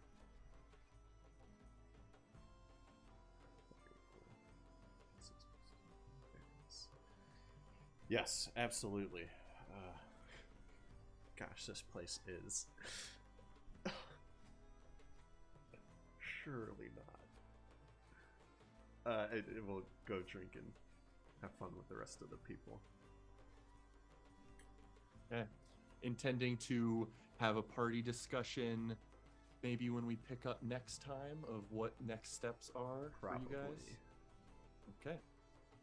That sounds good, but you guys are welcome to continue general merriment. There is a real surge in morale here with the return of Jokel, the Noras singing your praises, and you guys working alongside the Noras, all in goodwill for these people here, sheltering at Braves Respite. So, unless there's anything else, we can go ahead and call it for today. Feels like a pretty good spot.